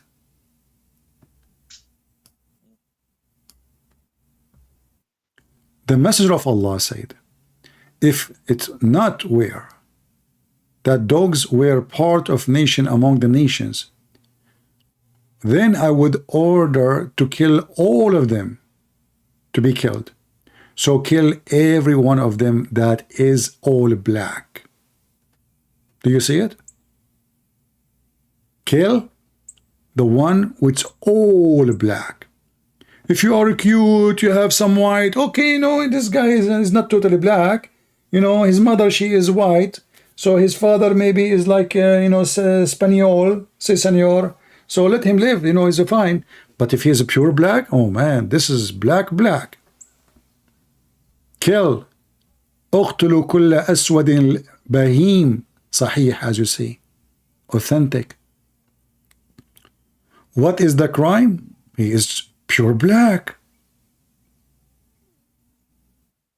This is why the Muslims, they kill anything they see black. Cat, black raven, anything black. A Muslim, if you see a black chicken, a chicken is totally black, oh no. You will not find in the Middle East somebody have a black chicken. This is the devil.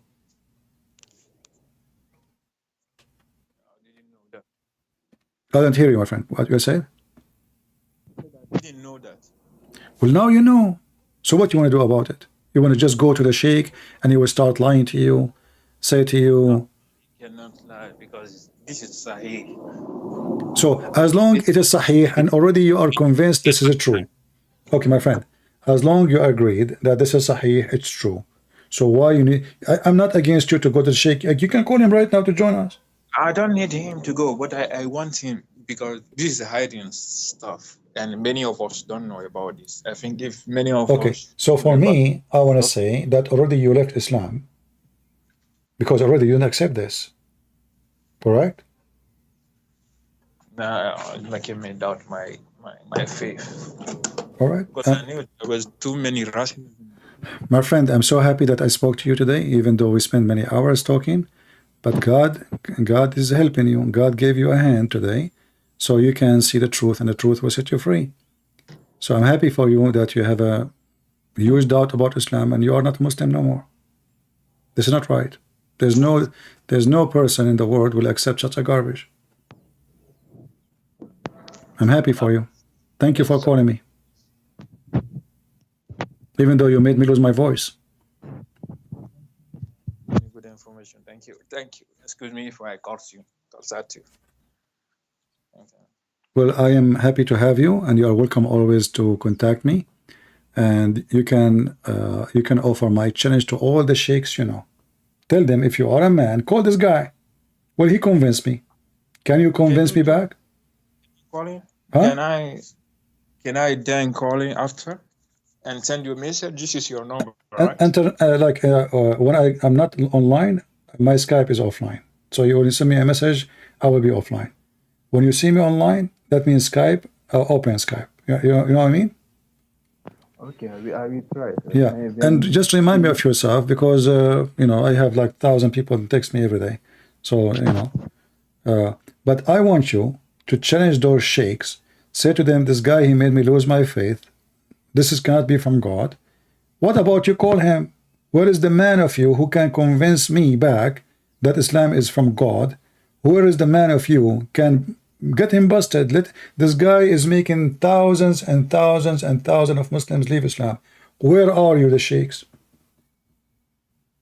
And if they don't want to debate me, good idea. huh? Because they have more knowledge than me. That's a good idea.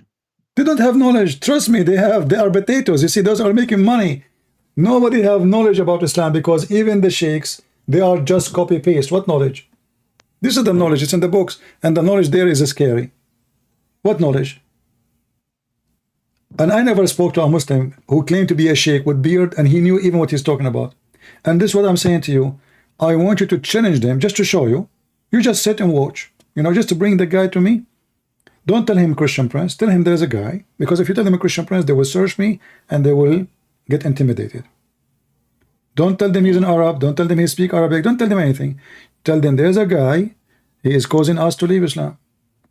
Who of you will stand for the sake of Allah?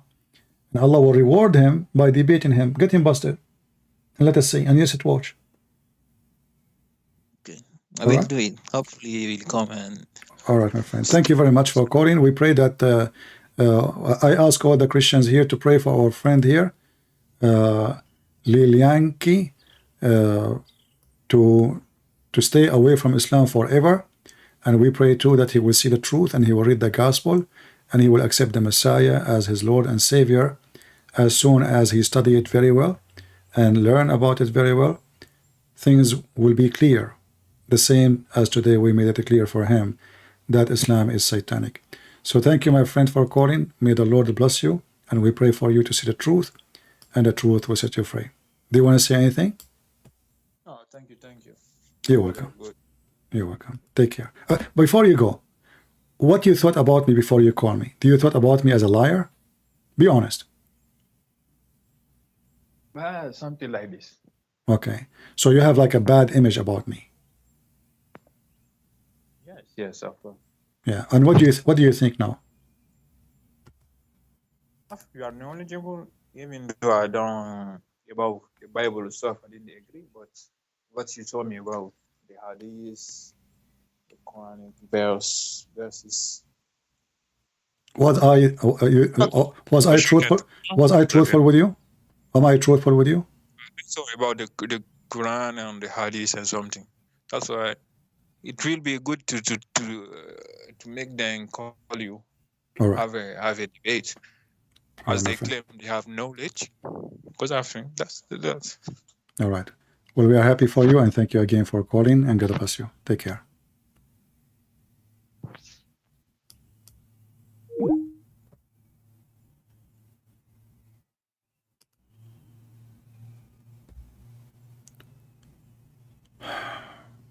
Lord have mercy. You know, like you get headache from screaming, shouting, showing reference. And this is what I feel now, actually. I have headache. But the reward is priceless. All the headache, all the, you know, like, you know, it's, you know, like when you go live, I mean, you don't know what people will bring on you, throw at you. And you have to be ready mentally, spiritually. You have to be same time able to convince, be patient. You know, many things take a lot of effort. It's very tiring, but isn't it beautiful at the end? I will go right now, make some tea, some coffee, relax, and I'm very grateful for the Lord that He sent me this young gentleman from West of Africa. He mentioned the name, I forgot. Excuse me, the name is strange for me, the country. He said the close, you know. But isn't it amazing feeling? All of us, we enjoy that the person he called me to prove me to be a liar. And by proving me a liar, he's trying to prove all Christians to be liars. And then it ends in a scenario he was not expecting himself.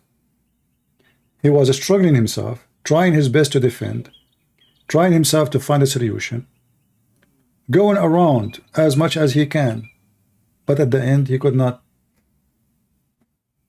keep going. He had to give up.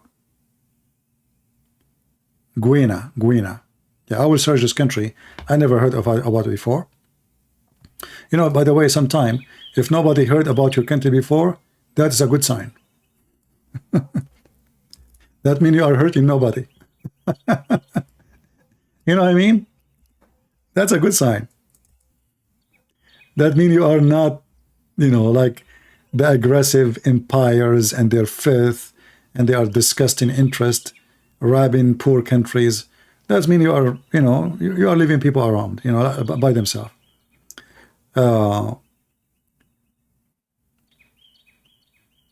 We are happy for this gentleman, and we hope that he will speak to the sheiks. They are not his sheikh no more.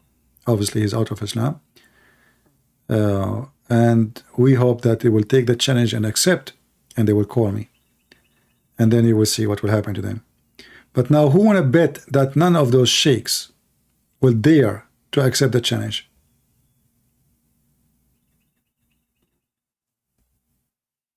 Anyone think they will accept that challenge? I never heard of this country before. As I say, this is a good sign. This is not a bad sign. You know, you hear only, you know, in the news today, you don't hear like about countries unless there is something bad. So good for them. You know what I mean? You don't hear about countries usually unless there is something bad. I mean, the news is not the news of something good today. So if your country name is not mentioned in the news, good for you. You know?